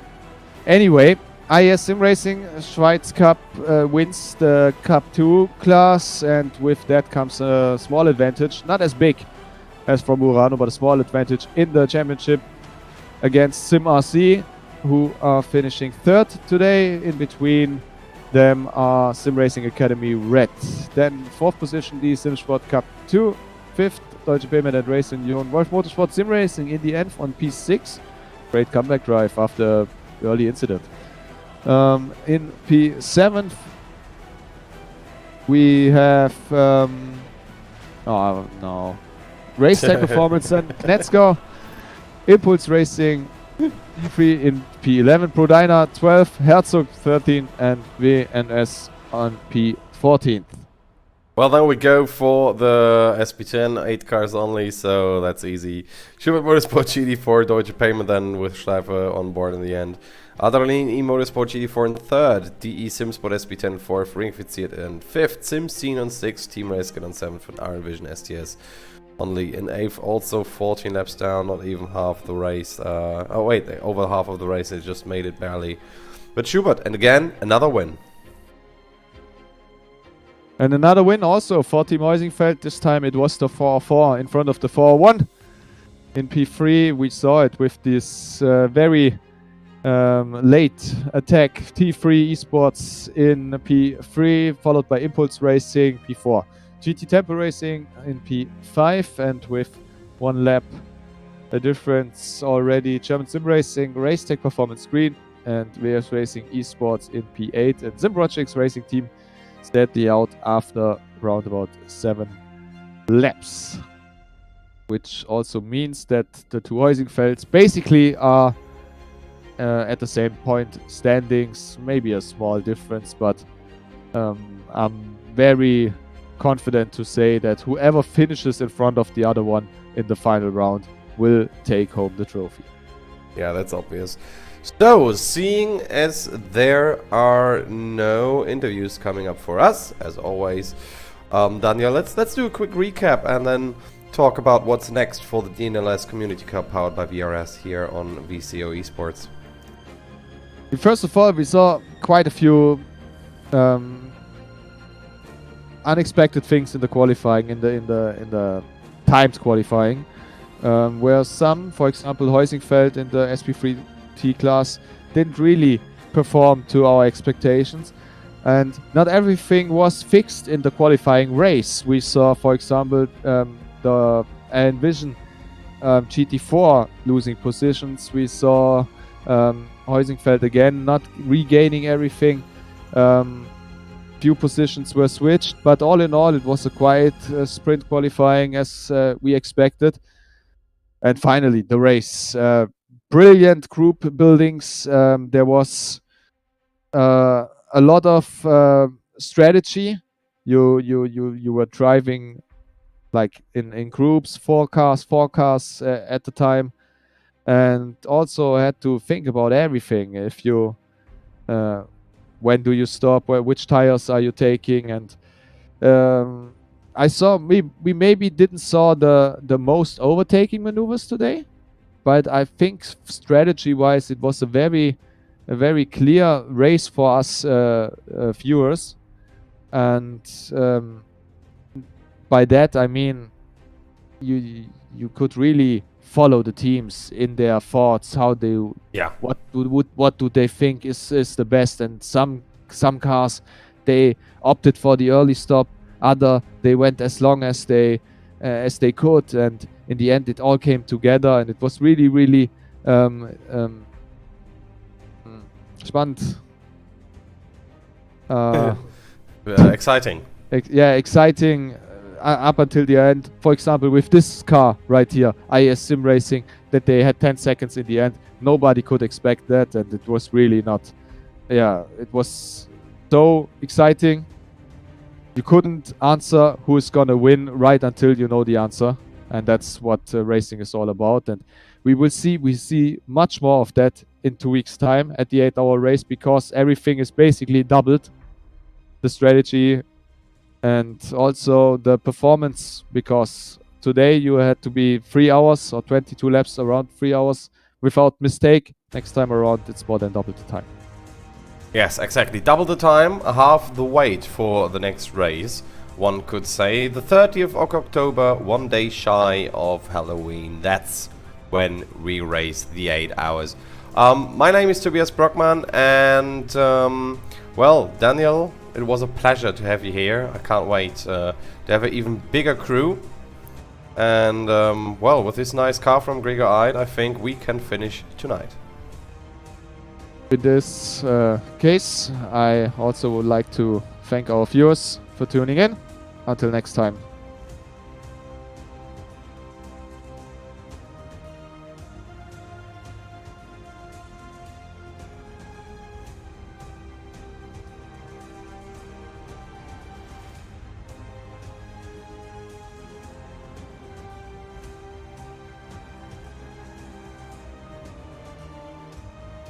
You were moved.